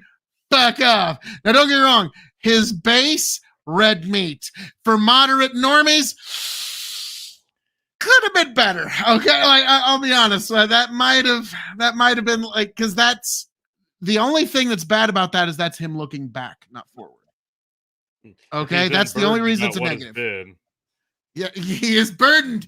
I am burdened by what has been. Okay, yeah. Harris? I don't get to just be, I'm unburdened by what has been. All of us are very fucking burdened by what has been. All right? You're like, yeah, all of us, folks. Fuck, Phil. I'm sorry. Oh. Phil, I'm sorry. We were trying to get out of here. You rambled on, and you just caught yourself in a corner. No, it's for Phil Dealer's choice. I get to decide who gets to drink. No, that's not how that works. Alesto, do you want me to drink or do you want Tony to drink? Pretty sure that's Alesto. I'll take a shot of gin, but Tony also has this god-awful Sweetens Cove whiskey that he fucking hates. It's terrible. It's like he's going to have a worse reaction to it than I am with gin. That's not true. No. It's totally true. It's 1,000% true. But yeah, that, like, I'll never forget, like, Rush Limbaugh one time said, like, the only reason why things like that are negative is because you don't want to look back. Okay, you don't ever want to be looking back. Okay, that's why he said she wasted her final thing that she said on her catchphrase and just somehow managed to spread it out into 8 sentences. Like how Bill drinks 1, Tony drinks 4. I have to work in the morning. Then maybe you shouldn't have talked so much shit. But I will pour 1 shot. Tony, you pour a quadruple. Yeah, so I think really ultimately, like, Trump only gave me hesitation twice, and that was the stupid healthcare answer that he had. Sweetens Cove tea.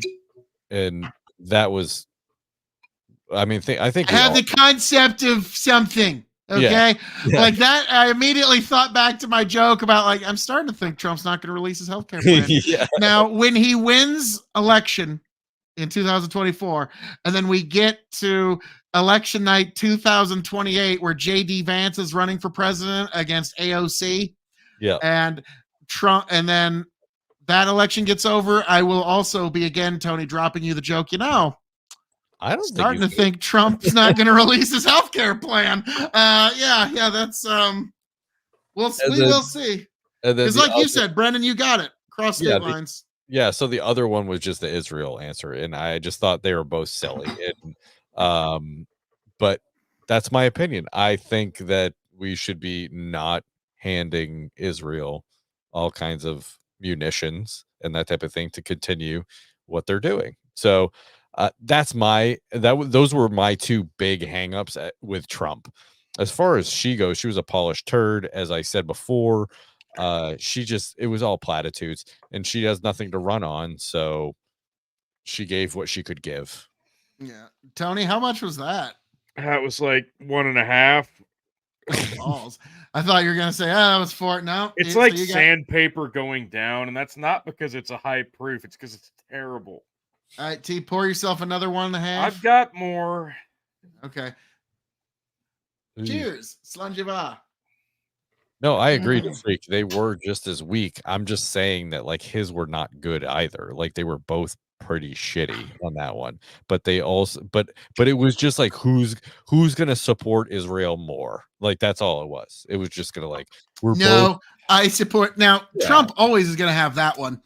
Yeah, I moved the fucking embassy. Okay. Yeah, and they're murdering civilians like on the so now, Brendan, we're not going to talk about that right now. Yeah, you don't want to talk about that. That's really inconvenient. They're really inconvenient that they're murdering. Because what basically, yeah, we'd hate to inconvenience him. Yeah, sorry about that. Oh yeah, God, that'd just be horrible. Yeah, because like basically, like I was wondering if one of the I don't actually no, I don't have no fucking Merlot. I don't have any fucking Merlot. Malart, we're gonna get him some Malart. Oh, okay. Yeah. But like I will like I was half expecting one of the candidates to go. Oh, there we go. Oh wait, that's a little low. I really just want it gone. Oh wow! Okay. Show how full that bottle is. Oh my God, it's like 2/3 or more. Okay, this is the last one. Oh, it's awful. Like now, Brandon, you'll love or hate this, depending. Freak, Donald Trump is a preventative maintenance president in that regard. Like, yeah, just in terms of peace, he's preventative maintenance. Yes, but I was half expecting one of the candidates to just go, now, if I'm elected, Israel. Now, when she did 2-state solution, she blew it. But like, I was expecting one of the candidates to go, all right, if elected, Israel, we're just doing this for 3 weeks. Yeah. What's going on? Nothing. Oh, what a lovely parking lot you have here in Gaza Strip and West Bank. Wow. That's a lovely parking lot. How did that get there? Well, yeah, like I was kind of almost expecting kind of like that. But no. Now the 2-state solution is a complete non-starter. Like as far as Israel is concerned at this point, because like Brendan, like I said, they're in this impossible position where if Hamas exists in any way, they've lost completely and entirely. And the deaths on October 7th, they will truly feel were not avenged. And so that's where we're at. So, oh God. I was actually recommended to put that into the budget bourbon bracket sometime. We clearly have to get some Malort. Tonight's the night you fight your dad. Wow! Oh man, fuck you! I suddenly want it. Yeah, that's okay. I might have to dig them up first, but yeah. Folks, we laughed, we cried, we talked about late-term abortion in Israel. We've all grown, and we found out about Merlot that will make you fight your dad whiskey. Wow. Like, you know, that's kind of up there with same thing tonight. Congratulations. Okay, that's up there with I shit you not. Tony will back me up on this. Brendan, one time the Nebraska State Fair had as its official logo for the state fair, and it was on billboards all over the state. It was half a picture of a guitar, and then the caption on the billboard read, for the Nebraska State Fair, "Come see bands you thought were dead." The people who ran our state fair thought, fucking print that, quit drilling, you've hit oil, okay? Like, come see bands you thought were dead. And I'm like, well, what bands are those? It didn't even say what bands. It just said, doesn't matter. Yeah, you thought they were dead. So, like, yeah, that's who comes to the Nebraska State Fair. Is bands that you're like, what if someone goes to the fair and be like, I didn't think any of these people were dead. Yeah, like, I want my money back. Then you realize that's when you realize you're old. Yeah. I didn't realize these people. What do you mean? What? No, this is hip new sounds. Like, actually, my daughter told me about a year ago, there's nothing less hip than using the word hip. That's true. It makes you sound like, wow, that's groovy. Remember when your parents would call something groovy? Old time radio. Yeah, that sounds like I'm going to listen to some music. Like, yeah, me and my best gal are gonna go for a milkshake in the old T-Bird. And I also found this is the one phrase you can say that will, for anybody under the age of like 20, make you sound like you're a billion years old. Okay, this is the one phrase. When I was your age, this was all cornfield. Like, yeah, you're just like, wow. And like that. So when you say that to anyone under the age of 20, they think you're like Gandalf the fucking Grey in terms of wisdom. But it's true. Like, yeah. And I do remember when it was definitely Nebraska specific. I'm not gonna lie. Yeah, because I do remember it being all cornfield. I really do. Yeah. And like when I take my grandma to Lincoln, that was the second biggest city in our town. That had like almost a couple 100,000 people. Brennan, almost biggest city in our state. That's the one. Oh. But we'd drive grandma around. She's like, oh yeah, when I was little, this was all cornfield. And I was just like, wow, it just sounds like dinosaur. Like, Lord. Now, gentlemen, before we ramble, now that we're proceed on to our varying evenings, Brendan and Tony, I do have to say, Brendan, I have issue with you, sir. Okay. Tony has been cheating on me with another podcast. I don't know what you're referring to. I don't know how you don't. Found out, you don't, huh? Audio podcast. Yeah. So you think I wouldn't read the texts? I went through Tony's Spotify. Okay, I found it, Brendan.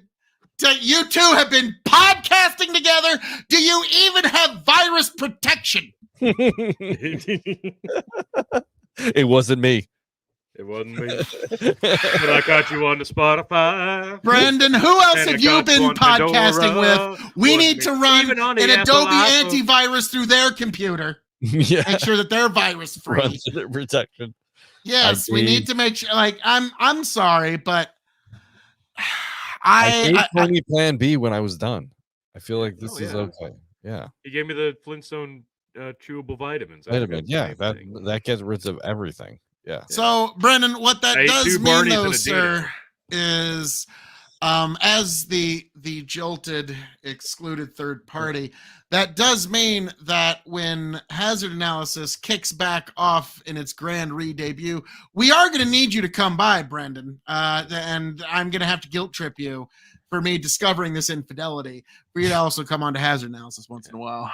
Sorry, that's how that works. As a soon-to-be father again, Phil, you'll probably have to make another appearance on One Dad's Worldwide. Yes, this is true. It's a great way to segue into the shilling and the outro. Yes. I mean, like I am, like I will say, yeah, I've got a baby on the way. I just got married a little over a week ago. And got a baby on the way. I work fast, folks. I work fast. You do. It's amazing. That's not exactly how that works. I'll leave you. Kamala Harris couldn't do it. Yeah, no, could not. It's tremendous. The effort was tremendous. It was the best ever. Best conception. No conception's ever been better. So, but. Wait, Phil is pregnant. I've been really craving some different foods lately. It's Dad's intergalactic reaches far. Yes. But on that note, because of that, I am going to go up and spend some time with my pregnant wife. So, folks, as I'm known to say around here, all that being said, thank you for joining us here at Big Buckin' Empire, K.O.E. Nation on YouTube, TikTok, Twitch, and Twitter. Thanks for joining us, Dads Worldwide. Thanks for joining us on Facebook, on YouTube, on Twitter, on Twitch. Thanks for joining us on Hazard Analysis on YouTube.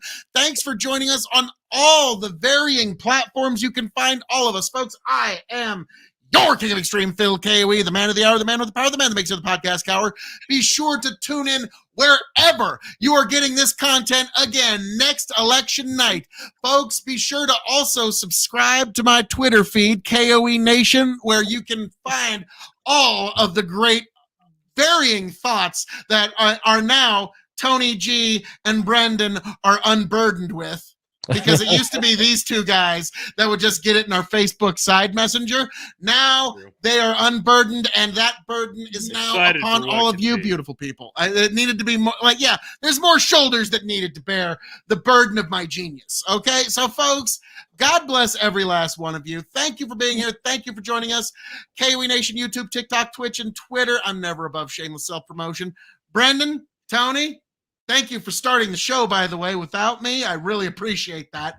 And take it away, gents. Yeah, just your humble 16-time Revolutionary Wrestling Podcast champion, quadruple distilled, non-chill, filtered, your blend master of ceremonies himself. You can find me at Linktree/Tony the Rod on my social medias and podcasting iterations, such as the Big Bucket Empire, the Dog and Chicken Show, the Revolutionary Wrestling Podcast, Hazard and Allison, of course, Dads Worldwide. And for Furture Schilling of Dads Worldwide, let me hand it over to Brandon Roy. Thank you, gentlemen, for having me on once again. Yes, I am your most humble host of Dads Worldwide and Dads Intergalactic and Dads Intercontinental. I mean, we're there, we're everywhere, and yeah, thanks for having us. Thanks for having me and letting me simulcast with Big Buckin. Thanks for having us. Yeah. So, thank you. Always a blast. Are they going to do another debate? No, they're not going to. Yes. They're not going to do another one. Let's hope they do. And I if hope they do, I really hope they do. But I think do I think she escaped unscathed. I think she's going to counter. She's going to just try not to do another one. I think so. That's my call. Yeah, I would agree. I hope. Yeah, they do, Trump's though. got two more lined up, but yeah, Harris is going to try to avoid them. Yeah. Let's hope they do. And if they do, we'll be all back here on all the varying things we just shilled. And we will catch you all on the next one. Thank you, everybody, for joining us. Great turnout. Catch you soon. And, of course, subscribe to all those things we shilled numerous times. Please go now. Do it. Go do it now. Go do it now. Get to the chapel.